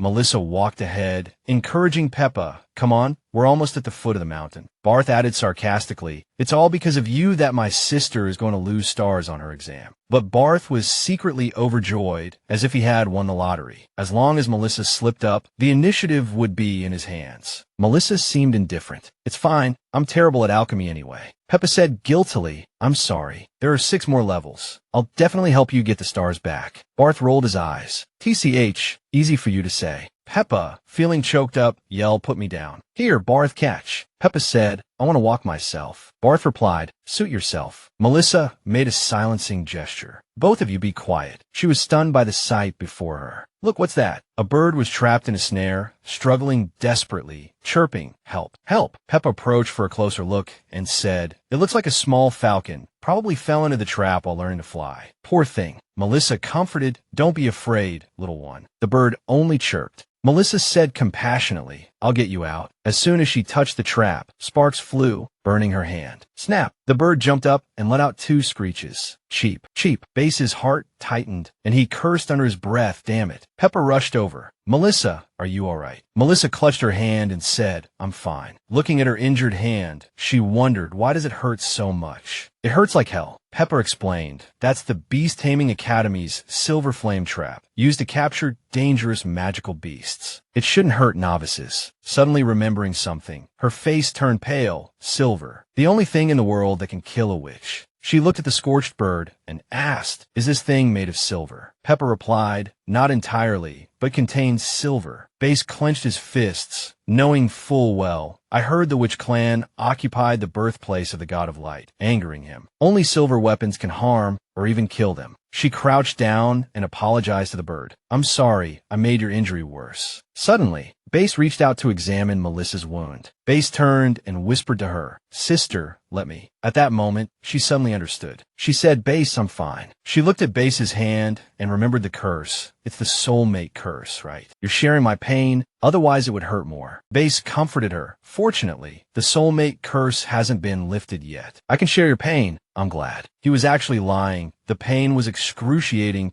but he could only pretend nothing was wrong, suppressing everything in his heart. "One day, I'll return all this pain." Click, click. The trap was opened. Base handed it to her and said, "It's open." She gently stroked the bird and said, "Little one, you're free. Be careful next time." The bird didn't say anything, only flapped its wings and cooed twice, then flew into the sky. But it didn't fly away immediately. Instead, it circled in the air as if doing something. A blue light emerged around it, enveloping Melissa and Base like a shield. Peppa was stunned by the sight. "What is that?" Melissa suddenly looked around. She looked down at her hand and was surprised to find that the wound had disappeared. "The wound is gone," she wondered. Everyone looked up at the magical bird. Peppa couldn't help but mutter, "Is that really a falcon?" Suddenly it hit him. He shouted, "No, that's a cinnabar bird." Cinnabar birds resemble falcons when they're young, so they're often mistaken. Base and Melissa both looked at Peppa. She asked, "What's a cinnabar bird?" Peppa struck a lecturer's pose. "Listen up, everyone. A cinnabar bird is a magical beast with healing abilities. Magical beasts have various abilities, and healing is the rarest." Peppa looked up at the bird in the sky. "I can't believe we encountered such a rare magical beast here. This kind of bird is seen once in a century. The Academy thought they were extinct." Melissa kept praising the bird. "You little thing, you're so amazing." The bird was exhausted and could only let out 2 weak chirps. Suddenly, a shout from behind startled her. "Catch it," Peppa explained. "With it, we can refine healing weapons and turn the tables in the first round." Base was worried about Peppa's words. "Damn, I don't want this bird to help Melissa change the situation." Melissa turned around and asked, "Senior Peppa, do you want to kill it?" He calmly replied,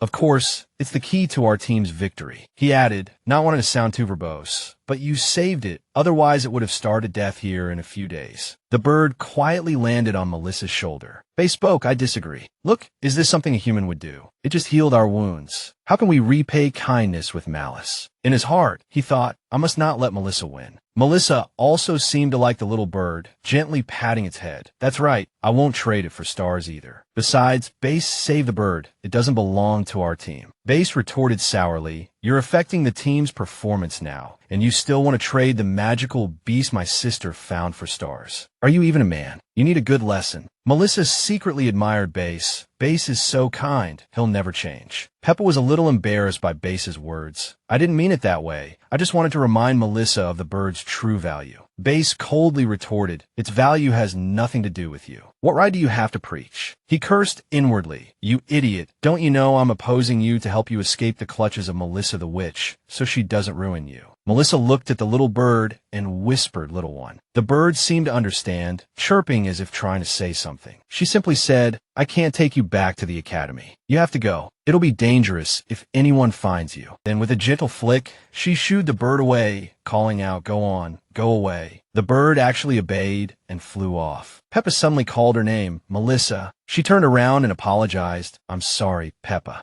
Watching the bird fly away, she said, "Every life is equal." I couldn't do that. Behind her, Base was stunned. Equality of life. Did that evil Melissa really just say that? This is getting weirder and weirder. Is she really Melissa? Elsewhere, flocks of birds were still soaring through the mountains. The little bird, while flying, suddenly noticed someone beneath a tree. It flew down and called out, "Dad." The person looked at the bird and asked, "What is it?" Suddenly, the bird transformed into a person, a very cute and lovable little boy. The little boy said, "I like her. I want that witch to be my mom." The person stroked the child's head and replied with a smile, "Really? If that's your wish, then let's go and take a look at the Ballet Academy."